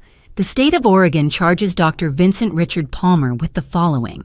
Count 1 assault in the first-degree Oregon Revised Statute 163.185. That, dawn or about April 12, 2017 and June 10, 2015, the defendant did intentionally cause serious physical injury to Rachel Whitmore, including but not limited to induced miscarriage and uterine damage resulting from unlawful implantation of a medical device. Maximum penalty 20 years imprisonment. Count 2. Criminal mistreatment in the first degree ORS 163.205. That the defendant did withhold necessary medical care and engage in conduct that created substantial risk of death or serious physical injury. Maximum penalty 5 years imprisonment. Count 3 unlawful medical procedure ORS 677.190. That the defendant did perform surgical procedures without informed consent and for purposes other than medically necessary treatment. Maximum penalty 10 years imprisonment. Count 4, fraudulent use of medical records, ORS 165.540. That the defendant did falsify patient medical records, including pathology reports and consent forms. Maximum penalty 5 years imprisonment. Count 5 theft in the first degree, ORS 164.055, that the defendant did unlawfully obtain and transfer property valued at more than $100,000 without consent. Maximum penalty 10 years imprisonment. Count 6, reckless endangerment, ORS 163.195, that the defendant did recklessly engage in conduct which created substantial risk of serious physical injury to another person. Maximum penalty 5 years imprisonment. Total maximum consecutive sentence 55 years imprisonment. The courtroom is silent. Judge Sullivan looks at Vincent. "Dr. Palmer, you have heard the charges.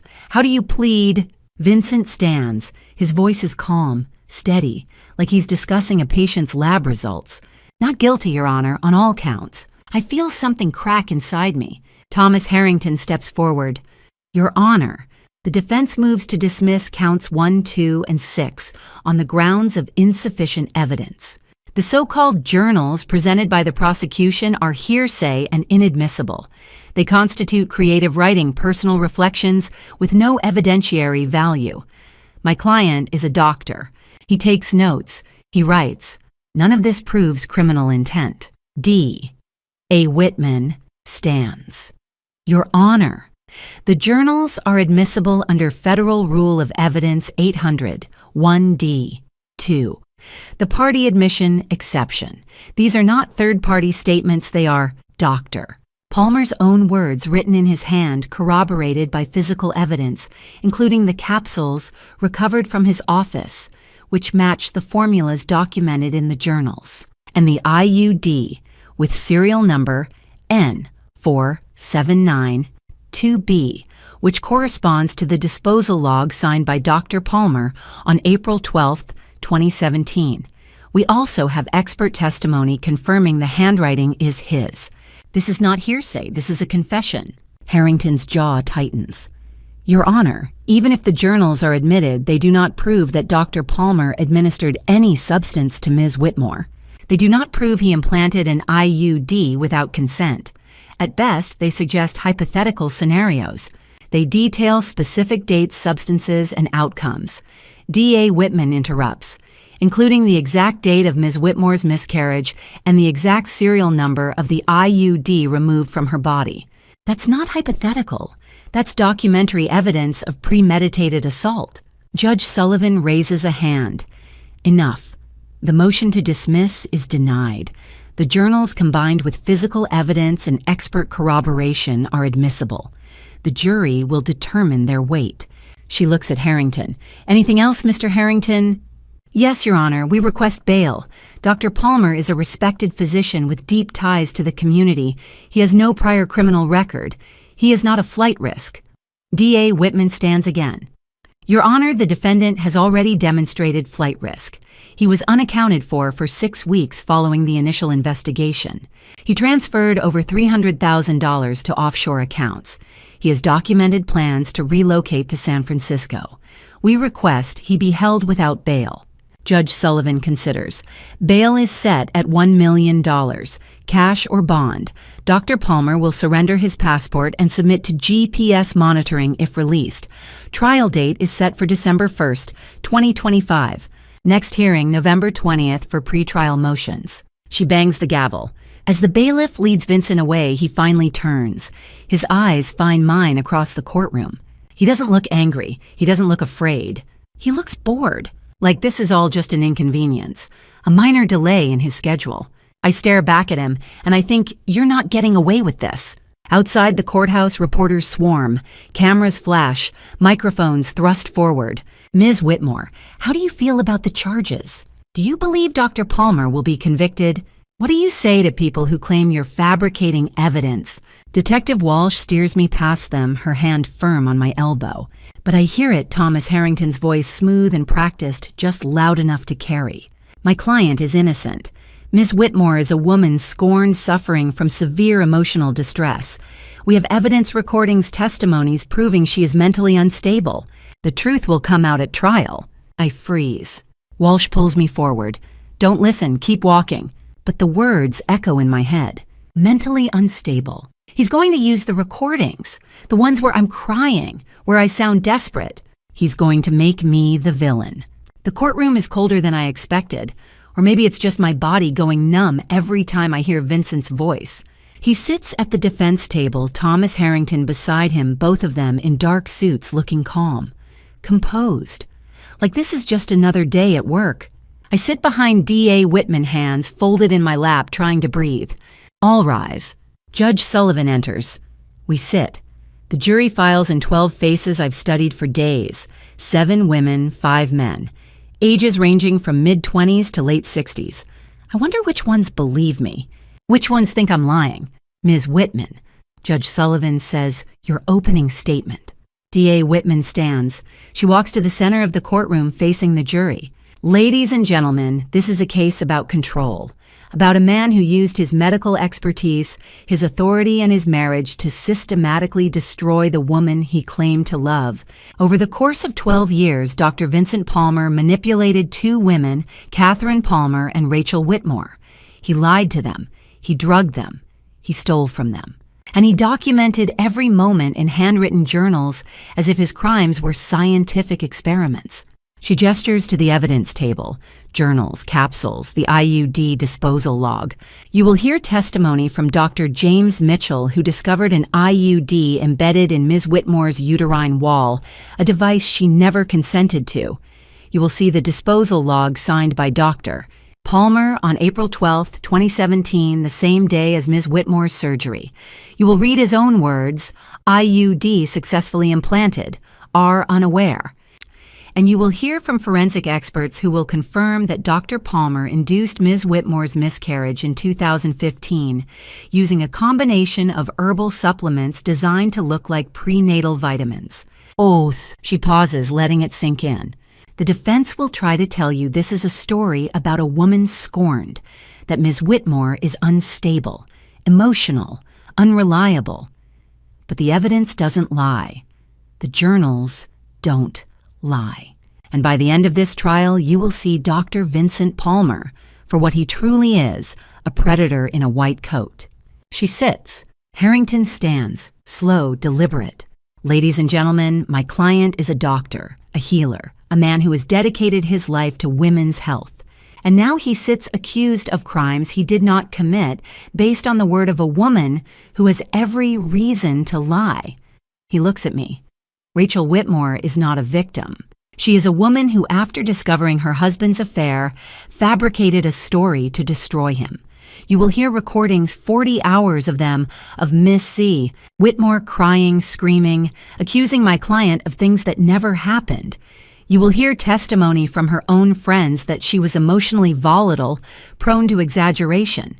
And you will see that the so-called journals are nothing more than creative writing, a doctor's private reflections, not a criminal confession. He sits. Judge Sullivan nods. Ms. Whitman, call your first witness. The state calls Dr. James Mitchell. Dr. Mitchell takes the stand. He looks professional, calm. He describes the ultrasound, the IUD, the inflammation, the CRP level of 85 milligrams per liter. And did Ms. Whitmore have any record of consenting to an IUD placement? D.A. Whitman asks. No, there was no documentation in her file. Did you report this to the authorities? Yes, immediately. Harrington stands for cross-examination. Dr. Mitchell, you testified that there was no documentation, but isn't it possible that Ms. Whitmore simply forgot, that she consented years ago and doesn't remember? No, an IUD placement is a significant procedure. Patients remember, but you didn't perform the original surgery. You didn't witness what happened in 2017. You're speculating. I'm testifying to what I found in embedded IUD and no consent forms. Harrington smiles thinly. No further questions. D.A. Whitman calls Dr. Linda Harper next, my therapist. Dr. Harper, you've been treating Ms. Whitmore for how long? 3 months, since September 2025. And in your professional opinion, does Ms. Whitmore suffer from any mental illness that would cause her to fabricate these allegations? No, Ms. Whitmore has PTSD, post-traumatic stress disorder, resulting from years of psychological abuse. She was gaslighted, manipulated, but she is not delusional. She is not fabricating. Harrington stands. Dr. Harper, you've only known Ms. Whitmore for 3 months. Isn't it possible she's been lying to you? It's possible anyone could lie. But her symptoms, hypervigilance flashbacks, emotional dysregulation are consistent with trauma, not deception. But you didn't witness the alleged abuse. You're relying entirely on her word. I'm relying on clinical assessment, and the evidence supports her account. No further questions. Then Harrington calls his witness, Natalie Brooks. My stomach drops. Natalie takes the stand. She won't look at me. Ms. Brooks. Harrington says, you've known Ms. Whitmore for how long? 10 years. We were college roommates. And would you describe her as emotionally stable? Natalie hesitates. Rachel's been through a lot. She's always been anxious, especially in the last few years. Did she ever cry frequently? Seem paranoid? She was stressed. Her marriage was difficult, but yes or no, Ms. Brooks. Did she cry frequently? Yes. Did she ever accuse people of things that weren't true? Yes or no? Natalie looks at me, eyes pleading. Sometimes she misunderstood things, but she wasn't lying. No further questions. I want to scream. Natalie wasn't trying to hurt me, but Harrington twisted her words. D.A. Whitman calls Dr. Margaret Lewis, forensic pathologist. Dr. Lewis, you analyzed the capsules recovered from Dr. Palmer's office. What did you find? Vitamin C, 1,500 milligrams. Dong Quai extract, 800 milligrams. Parsley oil, 500 milligrams. In combination, these substances induce uterine contractions and miscarriage. And Ms. Whitmore's miscarriage on June 25, 2015, could it have been caused by these capsules? Yes, the timeline matches. She took them for 14 days, miscarried at 9 weeks. That's consistent with the protocol documented in Dr. Palmer's journal. Harrington cross-examines. Dr. Lewis, isn't it true that miscarriages occur naturally in 10 to 20% of pregnancies? Yes. So Ms. Whitmore's miscarriage could have been natural. It could have been. But the presence of these specific substances, the documented timeline, and Dr. Palmer's own written admission make that unlikely. At the end of the day, D.A. Whitman stands. Your Honor, tomorrow the state will call a special witness, Catherine Palmer, Dr. Palmer's first wife. She will testify that the defendant engaged in the same pattern of behavior 12 years ago, that this is not an isolated incident. This is who he is. Harrington objects. Your Honor, Ms. Palmer's testimony is prejudicial and irrelevant. Judge Sullivan overrules. Pattern of behavior is relevant. The witness will testify. Outside the courtroom, I lean against the wall. Natalie is there, crying.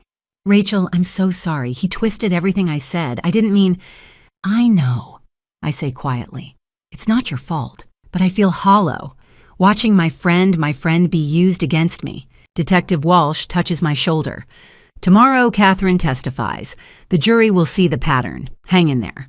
I nod, but all I can think about is Vincent's face, calm, smug, like he's already won. Catherine Palmer walks to the witness stand, her hands clutching a damp tissue. She's wearing a navy dress, her silver gray hair pinned back. She looks small, fragile, but when she sits down and faces the courtroom, her voice is steady. D.A. Whitman approaches. Ms. Palmer, please state your relationship to the defendant. I was his wife, from 2008 to 2016.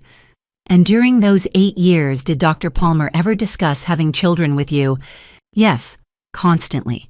He said he wanted a family, that it was important to him. Catherine's voice cracks, but he also told me I was infertile, that my ovaries weren't functioning properly, that I would never be able to have children. Did you seek a second opinion? Once, in 2015, I went to a clinic without telling him.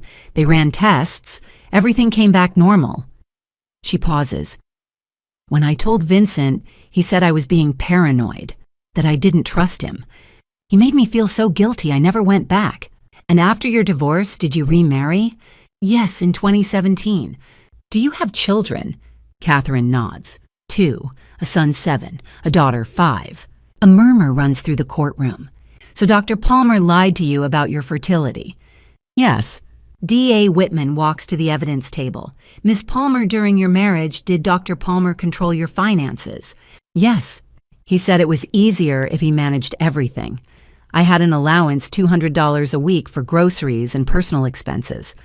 I couldn't access our joint account without his permission. Did he isolate you from friends and family? Yes, he said they were negative influences, that they didn't understand our relationship. Over time, I stopped seeing them. And after the divorce, did Dr. Palmer threaten you? Catherine's hands tighten around the tissue. Yes, he had videos of us, private videos. He said if I ever tried to ruin his reputation, he'd release them. That's why you stayed silent for 9 years. Yes.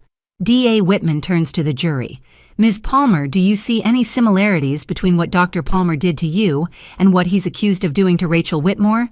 Catherine looks at me. Her eyes are full of something like sorrow and recognition. Yes, Vincent has a system. He chooses women who are trusting, who want to believe in him. He isolates them, controls them, and when they start to question him, he makes them think they're crazy. She looks at Vincent. He destroys people. It's what he does. Harrington shoots to his feet. Objection, Your Honor. This testimony is hearsay and highly prejudicial. Ms. Palmer is speculating about my client's character based on her own failed marriage. Judge Sullivan doesn't hesitate. Overruled. Pattern of behavior is relevant to establishing intent. The witness may continue. D.A. Whitman pulls out a large poster board. It's a comparison chart, 2 columns side by side. Catherine Palmer, 2008 to 2016, and Rachel Whitmore, 2020 to 2025. She sets it on an easel in front of the jury. Ladies and gentlemen, here are the parallels. Infertility lie. Both women were told they couldn't have children. Financial control. Both had limited access to money. Isolation from support networks. Both were discouraged from seeing friends and family. Gaslighting language. Both were told they were paranoid, anxious, imagining things. Fabricated medical records. Both had procedures justified by exaggerated or false diagnoses. Threats using private recordings. Both were threatened with exposure if they spoke out. Shell companies. Both had marital assets transferred to offshore or hidden accounts. Pattern of lying about relationships. Vincent told Amanda Collins he was single. He told Melissa he was divorced. Systematic documentation. Vincent kept detailed journals about both women. Psychological abuse. Both developed PTSD symptoms. Medical manipulation. Both were given substances or procedures without informed consent. Exit strategy. Both were planned to be abandoned once Vincent secured a new partner. She pauses. 12 out of 15 documented behaviors are identical. This is not coincidence. This is a predator with a methodology. D.A. Whitman calls Dr. Michael Porter next. Dr. Porter, you performed the surgery to remove the IUD from Miss Whitmore in September 2025. Correct? Yes. And you also reviewed the pathology report from her original surgery in 2017. I did. What did it say? The report stated that Ms. Whitmore had a 4.5 centimeter ovarian cyst that required surgical removal. But what did you actually find? Dr. Porter looks at the jury. When I examined the tissue during the 2025 surgery, I reviewed archived imaging from 2017. The so-called cyst was actually a 1.2 centimeter follicle, a normal part of ovarian function. It did not require surgery. So Dr. Palmer fabricated the diagnosis. Yes, Harrington cross-examines. Dr. Porter, isn't it possible that the imaging was misread, that there was a legitimate medical reason for the surgery? No. The imaging is clear. A 1.2 centimeter follicle is not a cyst. It's normal. There was no medical justification for surgery. But you weren't there in 2017. You're speculating. I'm reading the medical records. The evidence doesn't lie. And then Vincent snaps. He stands abruptly, knocking his chair back. His face is red. His voice is loud, sharp, echoing through the courtroom. Enough. All of you are lying. Catherine is lying. Rachel is lying. This is a witch hunt. Judge Sullivan bangs her gavel. Dr. Palmer, sit down. I am not going to sit here and listen to. Sit down, Dr. Palmer, or I will hold you in contempt of court. Harrington grabs Vincent's arm, pulling him back into his seat. Vincent's chest is heaving. His composure, the calm, controlled mask he's worn for weeks, has cracked. The jury is staring. Some look shocked, some look afraid, and some look like they've just seen exactly what kind of man Vincent Palmer is. Dia Whitman waits until the room is silent again. Then she walks to the evidence table and picks up a manila folder. Your Honor, the state has one final piece of evidence. An email sent by Dr. Palmer on August 10th, 2025 to his colleague, Dr. Jonathan Brooks. She opens the folder, pulls out a printout. Ladies and gentlemen of the jury, this is the smoking gun. This is Dr. Vincent Palmer's own words, his confession. She holds it up. Tomorrow we will read this email in full, and you will see beyond any doubt that Dr. Palmer knew exactly what he was doing, that he planned it, documented it, and bragged about it. The screen lights up. The first line makes my throat close. D.A. Whitman stands in front of the projector, the email magnified on the white wall behind her. Every word is visible to the jury, to the judge, to me, to Vincent. Ladies and gentlemen, she says, this email was sent on August 10th, 2025 from Dr. Vincent Palmer's work account to Dr. Jonathan Brooks, a former colleague. Doctor, Brooks provided this email to law enforcement after reading about the investigation. He was disturbed by what he read. As you'll see, he had good reason to be. She clicks the remote. The email fills the screen. from vincent.palmer.md@pacificwomenshealth.org to dr.jonathan.brooks@gmail.com. Date August 10th, 2025, 9:47 p.m. Subject: I need advice. John. I'm in deep trouble. Rachel's been complaining about pelvic pain for months. I've kept her away from other doctors, but she's suspicious. You remember that Seraph IUD I placed in 2017? It's still there. If another doctor finds it, I'm screwed. You asked why I did it, why I didn't just let her get pregnant. Here's why. Money. Rachel makes $60,000 freelancing. Combined with my salary, we saved $340,000 in 5 years. If she got pregnant, she'd quit working. I'd lose that income. Plus, kids are expensive. I'd be broke. Control. A kid means legal ties. Forever. Child support custody, her family involved. I wanted to walk away clean when I was ready. The 2015 miscarriage not natural. I used the vitamin C plus Dong Quai protocol you joked about. ER called it spontaneous abortion. Rachel blamed herself for years. Perfect. Amanda, the clinic nurse, and I have 2 kids. Grace is 6, Lucas is 4. Yeah, hypocrite. But Amanda never asked questions. Rachel Googles everything, questions everything. She became a liability. Now I'm done with both. Met Melissa, a pharmacist in SF. She's 32. No kids, thinks I'm divorced. Clean slate. I've transferred $340,000 to Cascade Holdings. By January, I'm gone. Rachel gets nothing. Amanda loses her $7,200 per month. They'll figure it out. But if Rachel sees another doctor and finds the IUD, they'll trace the serial number to me. What do? Silence. I can't breathe. I stare at the words. Money, control. Rachel blamed herself for years. Perfect. He wrote it. He admitted everything. D.A. Whitman lets the silence stretch. Then she turns to the jury. You just read Dr. Palmer's confession. He admits placing an IUD without consent. He admits inducing a miscarriage. He admits stealing $340,000, and he explains exactly why he did it. She pauses. Money. He wanted Rachel's income $60,000 a year. He wanted their joint savings, and he didn't want a child because children are expensive. She points to the screen. Control. He wanted the freedom to abandon Rachel whenever he chose. No legal ties, no custody battles. Just walk away clean. Another pause. And cruelty. He says Rachel blamed herself for the miscarriage for years, and he calls that. She looks at the screen. Perfect. The jury looks horrified. D.A. Whitman continues. Dr. Palmer had 2 children with Amanda Collins. He was capable of being a father, but only when it served him, only when the woman was, in his words, easy, someone who never asked questions. She walks toward the jury box. Rachel Whitmore wasn't easy. She asked questions. She Googled her symptoms.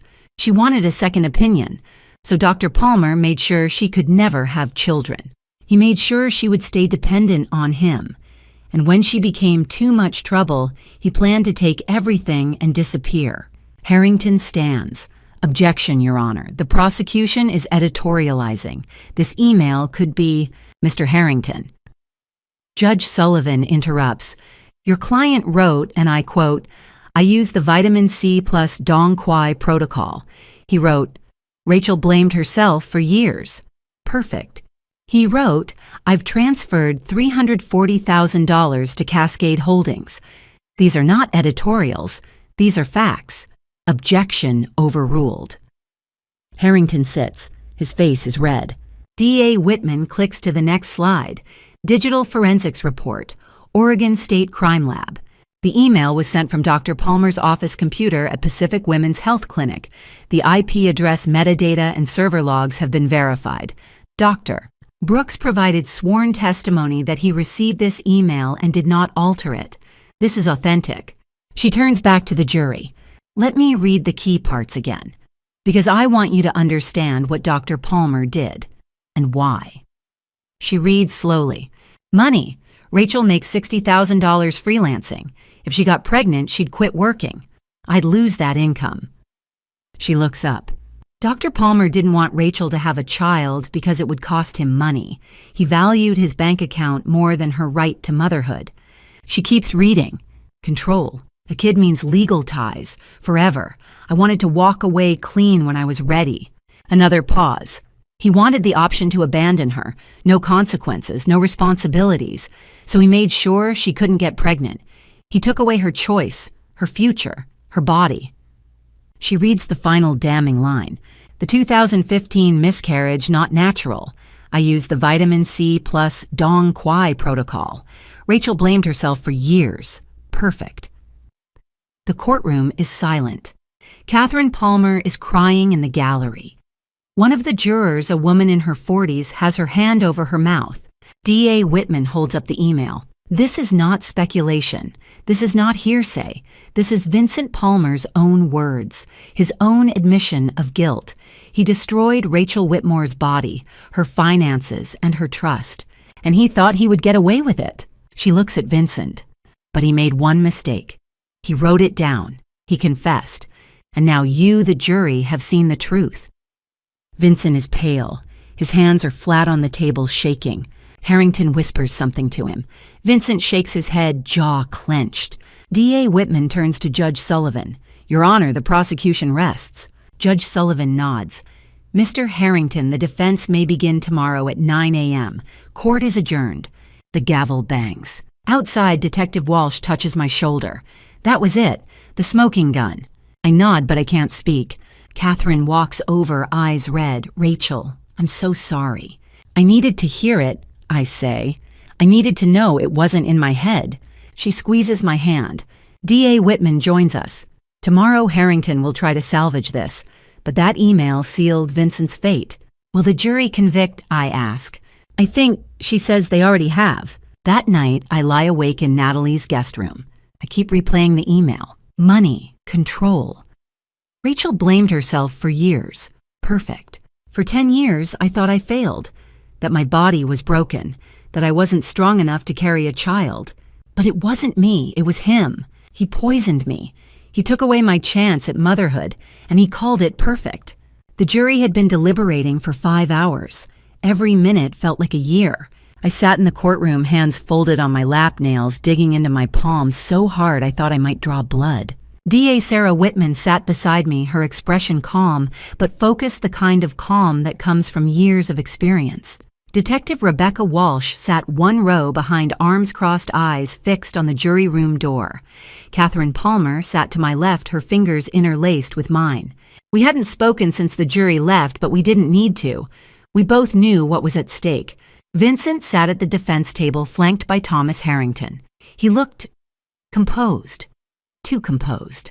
His hands were folded neatly on the table, his expression blank, as if he were waiting for a routine medical board meeting rather than a verdict that could put him behind bars for the rest of his life. Harrington leaned over and whispered something to him. Vincent didn't respond. He just stared straight ahead. I tried to breathe. In, out, in, out. My chest felt tight, like someone had wrapped steel bands around my ribs. I could hear the hum of the courtroom air conditioning, the shuffle of feet, the muted cough of a journalist in the back row. Everything felt surreal, like I was watching myself from a distance. The door to the jury room opened. My heart stopped. All rise. The bailiff's voice cut through the silence like a blade. Everyone stood. Judge Margaret Sullivan entered, her black robe flowing behind her, her expression unreadable. She took her seat at the bench, adjusted her glasses, and glanced at the jury. 12 faces. Some looked exhausted. Some looked somber. None of them looked at Vincent. Please be seated, Judge Sullivan said. We sat. I couldn't feel my legs. Has the jury reached a verdict? Judge Sullivan asked. The foreperson, a middle-aged woman in a blue cardigan, stood. She held a folded piece of paper in her hand. Her voice was steady but quiet. We have your honor. The bailiff took the paper from her and handed it to Judge Sullivan. The judge unfolded it, read it silently, and then handed it back to the bailiff. Her expression didn't change. I couldn't breathe. The defendant will rise, Judge Sullivan said. Vincent stood. Harrington stood beside him. Vincent's face was a mask, no fear, no hope, nothing, just emptiness. Judge Sullivan looked at the jury. On the charge of assault in the first degree under ORS 163.185, how do you find the defendant? The foreperson's voice rang clear. Guilty. The word hit me like a tidal wave. My vision blurred. I felt Catherine's hand squeeze mine so hard I thought my bones might crack. Sarah Whitman exhaled slowly beside me. Detective Walsh nodded just once her jaw set. On the charge of criminal mistreatment in the first degree under ORS 163.205, how do you find the defendant? Guilty. On the charge of unlawful medical procedure under ORS 677.190, how do you find the defendant? Guilty. On the charge of fraudulent use of medical records under ORS 165.540, how do you find the defendant? Guilty. On the charge of theft in the first degree under ORS 164.055, how do you find the defendant? Guilty. On the charge of reckless endangerment under ORS 163.195, how do you find the defendant? Guilty. 6 counts, 6 guilty verdicts. I couldn't hold it in anymore. The tears came hot and fast, and I pressed my hand over my mouth to muffle the sob that threatened to escape. Catherine was crying too silent, tears streaming down her cheeks. Sarah Whitman reached over and gently touched my shoulder. "It's over," she whispered. "You did it." But it didn't feel over. Not yet. Vincent stood perfectly still. No reaction, no change in expression. He didn't look at me, didn't look at anyone. Harrington leaned over and whispered something to him. Vincent gave a single, almost imperceptible nod. Judge Sullivan thanked the jury and dismissed them. They filed out silently, some glancing at Vincent, some at me. Then the judge turned her attention back to Vincent. "Mr. Palmer, you have been found guilty on all 6 counts. Sentencing will take place in 2 weeks on December 20th, 2025. Until then, you will remain in custody without bail. Bailiff, please remand the defendant." 2 officers approached Vincent. He didn't resist.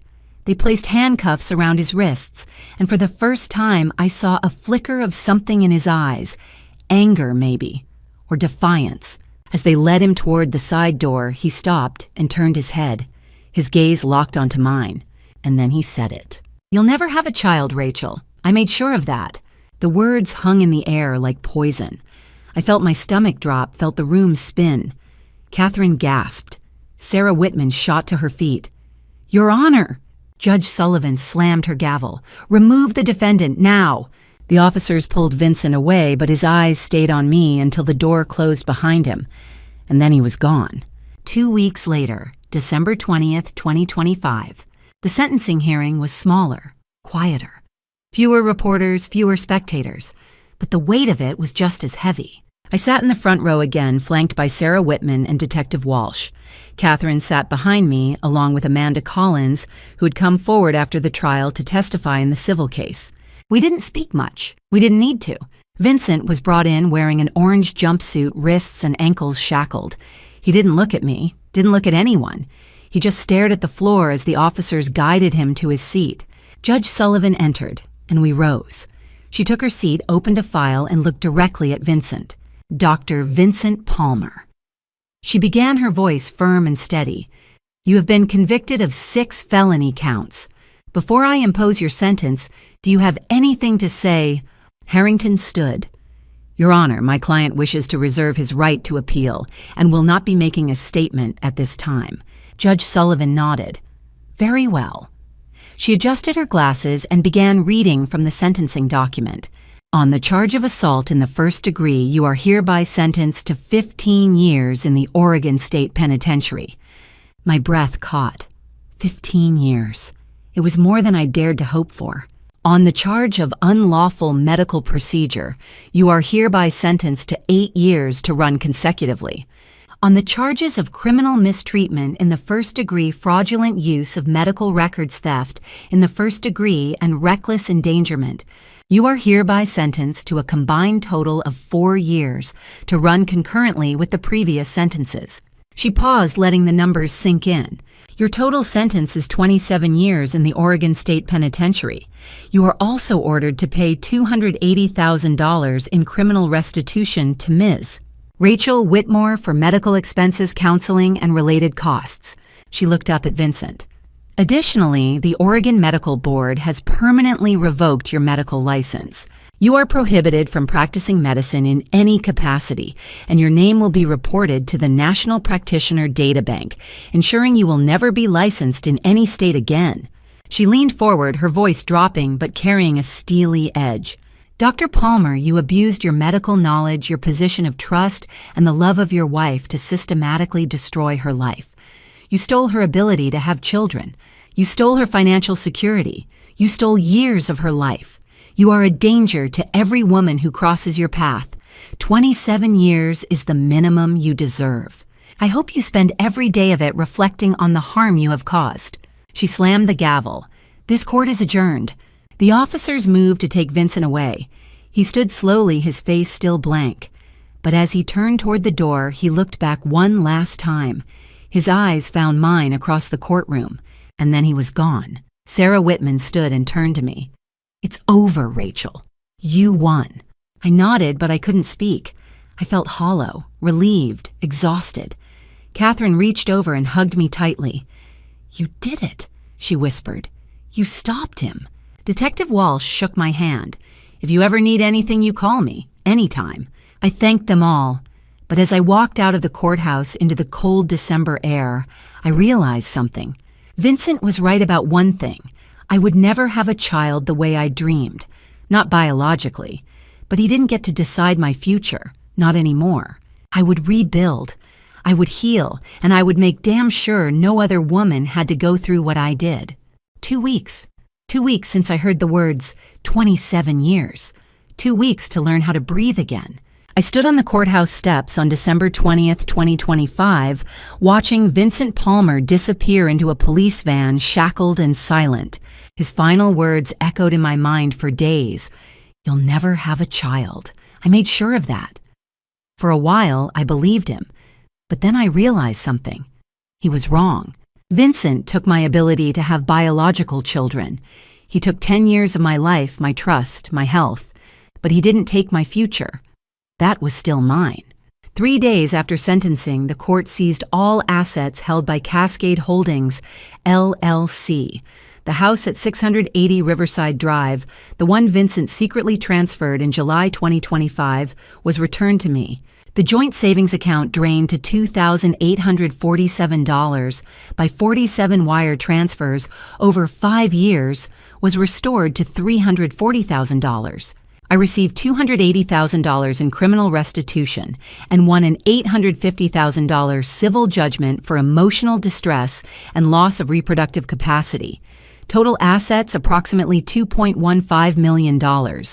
It felt surreal. For the first time in a decade, I had financial independence.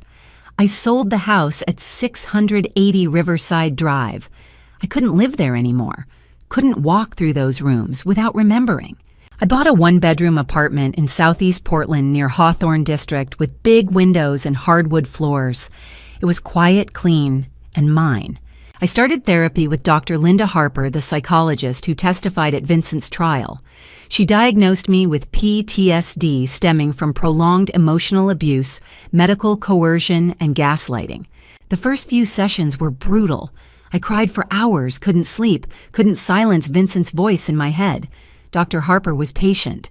She taught me grounding techniques, breathing exercises, journaling. She reminded me again and again that my pain was real, that I wasn't crazy, that Vincent's manipulation was deliberate and criminal. Slowly, I began to believe her. I returned to graphic design part-time, working remotely from my apartment. My clients were understanding. Most had read about the trial in the Portland Tribune. One client, a nonprofit called Women's Health Advocacy Network, asked if I'd share my story at their annual conference. I said no, not yet. But the question planted a seed. In late December, I registered a domain, thetruththeydon'ttellyu.com. I didn't know exactly what I wanted to say, but I knew I had to say something. Too many women experience what I went through: medical coercion gaslighting by doctors' procedures without informed consent. If my story could help one woman trust her instincts and seek a second opinion, it would be worth it. Catherine Palmer called me on Christmas Eve. We'd held hands during the trial, but hadn't spoken since. We met for coffee and spent 3 hours talking about Vincent, about survival, about rebuilding. I should have spoken up sooner, she said, voice breaking. Don't, I interrupted. You were terrified, I understand. You came forward when it mattered. You saved me. Word. We cried and hugged for a long time. Amanda Collins also reached out. The woman with 2 children who'd believed Vincent was single thanked me for exposing him. I was so angry at first, she admitted. But then I saw the evidence. I realized he was going to leave me too. I'm raising my kids alone now, but at least I'm free. Detective Rebecca Walsh stopped by with a potted succulent. Thought you could use something low maintenance. She grinned. She updated me Vincent was in Oregon State Penitentiary with no chance of appeal. His medical license permanently revoked his name in the National Practitioner Data Bank. You stopped him, she said. Dr. James Mitchell, the OBGYN, who discovered the IUD, called in early January and asked if I'd like coffee sometime. No pressure. I wasn't ready to date, maybe wouldn't be for a long time, but I appreciated his kindness. Maybe in a few months, I told him. Thank you for asking. He understood. On January 5th, 2026, the exact day Vincent had planned to flee to San Francisco with Melissa, I published my first blog post titled, My Truth. I wrote about the pelvic pain in March 2025, Vincent dismissing it as stress doctor. Mitchell's discovery, the 2017 surgery, the induced miscarriage in 2015, the trial, the verdict, the 27-year sentence. But I also wrote about hope. Vincent Palmer tried to destroy me. He stole my ability to have biological children, my savings years of my life. But he didn't steal my future. I am rebuilding, I am healing, and I am not alone. To every woman reading this, trust your pain. It is real. Seek a second opinion. You are not crazy. You deserve informed consent. You deserve to be heard. You deserve justice. Within 24 hours, the post had over 5,000 views and hundreds of comments, women sharing their own stories of medical coercion, dismissed pain procedures without consent. I cried reading them not from sadness but from solidarity. We were not alone. I sat by the window that evening watching Christmas lights twinkle along Hawthorne Boulevard. My phone buzzed a text from Dr. Mitchell. Read your post. You're incredibly brave. Coffee offer still stands. I smiled. I wasn't ready yet, but maybe one day. I stood and walked to the balcony. The January air was cold, biting, but I didn't feel cold. I felt alive. Vincent's words echoed again. You'll never have a child. Maybe not biologically, but I'd been researching foster care through Oregon's Department of Human Services. Maybe one day I'd adopt a little girl who'd been through the system just like I had. Maybe I'd give her the childhood I never had. Love doesn't need DNA. I looked out over the city lights, people, life continuing. Somewhere, Vincent Palmer sat in a prison cell, his future erased. And I was here, free. I whispered into the night, you didn't win, Vincent. You never did. And for the first time in 10 years, I believed it. Based on true stories, 1 in 4 women experience medical coercion or abuse in healthcare settings. If you or someone you know needs support, contact the National Domestic Violence Hotline at 1-800-799-7233 or Oregon Coalition Against Domestic and Sexual Violence at 1-503-230-1951. Informed consent is a human right. Looking back, I realize how easily family betrayal can hide behind love. Vincent wasn't just my husband, he was my doctor, the person I trusted most. And that trust nearly destroyed me. Family betrayal doesn't always come from strangers. Sometimes it's the person sleeping next to you. I believed every word he said, signed every form without reading, never questioned his diagnoses. Don't be like me. Don't let anyone's spouse, doctor, or family control your medical decisions without your full understanding. Always seek a second opinion. Always ask questions. Your body, your choice. I won't lie, there were days I wanted family revenge, days I wanted Vincent to feel every ounce of pain he caused. But true family revenge isn't about hatred, it's about justice. 27 years in prison, a revoked license, and a name on the National Practitioner Data Bank that's family revenge served by the law, not bitterness. And honestly, it gave me peace. God didn't abandon me during those 10 years. I believe He put Dr. Mitchell, Detective Walsh, and Catherine in my path at the exact right moments. Not because I deserved it, but because every woman deserves the truth. Family betrayal taught me trust but verify, love but protect yourself, and never ignore pain just because someone tells you to. If my story resonated with you, please leave a comment below. Have you experienced medical coercion or family betrayal? Share this video to help other women recognize the warning signs and subscribe for more stories about resilience and justice. Your support means everything. Thank you for staying until the end. I know this was difficult to hear, but I hope it empowers you. A quick note. The stories on this channel may include fictionalized elements for educational purposes. If this content isn't for you, feel free to explore other videos. Take care, you deserve it. Some days feel off, like I'm standing but still falling. A little pain, a little tired, and no one to tell it all to. There are days that feel unsteady, like I'm drifting out of place. Every step just feels so heavy, with a smile I have to fake. A little hurt I keep inside me, a little weight I always hide, and 1,000 quiet worries I've been holding deep inside. There's no one here to tell it to, no one who would understand. So I carry all these feelings like they're slipping through my hands. A little broken, little lost, trying hard to just get through. All these nights I stay awake with everything I never say to you. I keep walking through the silence like it's all I've ever known.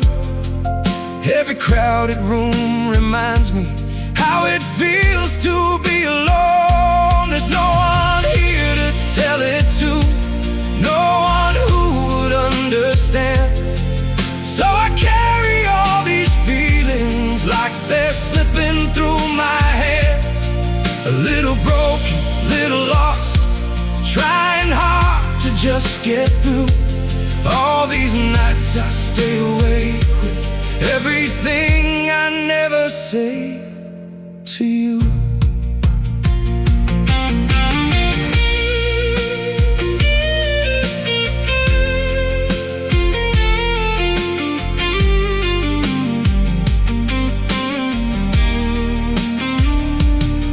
Maybe one day I'll be stronger, maybe I'll learn how to speak, but for now I keep it buried in the parts of me too weak. There's no one here to tell it to, no one who would understand. So I carry all these feelings like they're slipping through my hands. A little broken, little lost, trying hard to just get through. All these nights I stay awake with everything I never say to you.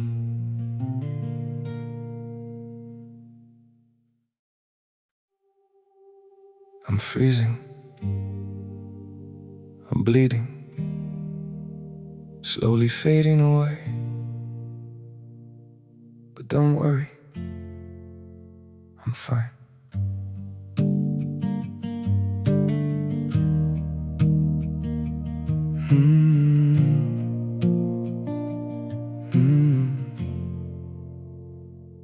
The cold has settled in my heartbeat, like winter living in my veins. Every breath feels numb and fragile, every smile just hides the pain. I'm breaking quietly in silence, falling slow without a sound. Yet I keep saying I'm okay, while my world burns to the ground. I'm frozen here, I'm bleeding slowly, dying piece by piece inside. But I still whisper, it's alright, just to keep you from goodbye. I'm shattered, love, but don't you worry, I'll pretend till my last breath. Even while my soul is fading, I'll say everything's okay. Maybe pain just learned to live here, maybe sorrow feels like home. So I wear my wounds like armor and survive them all alone. I'm frozen here, I'm bleeding slowly, dying piece by piece inside. But I still whisper, it's alright, just to keep you from goodbye. I'm shattered, love, but don't you worry, I'll pretend till my last breath. Even while my soul is fading, I'll say everything's okay. If you ever see me smiling, no, it's just my last defense. 'Cause sometimes love means hiding how much you're suffering. No, I'm frozen here, I'm bleeding slowly, dying piece by piece inside. But I still whisper, it's alright, just to keep you from goodbye. I'm shattered, love, but don't you worry, I'll pretend till my last breath. Even while my soul is fading, I'll say everything's okay. It's okay.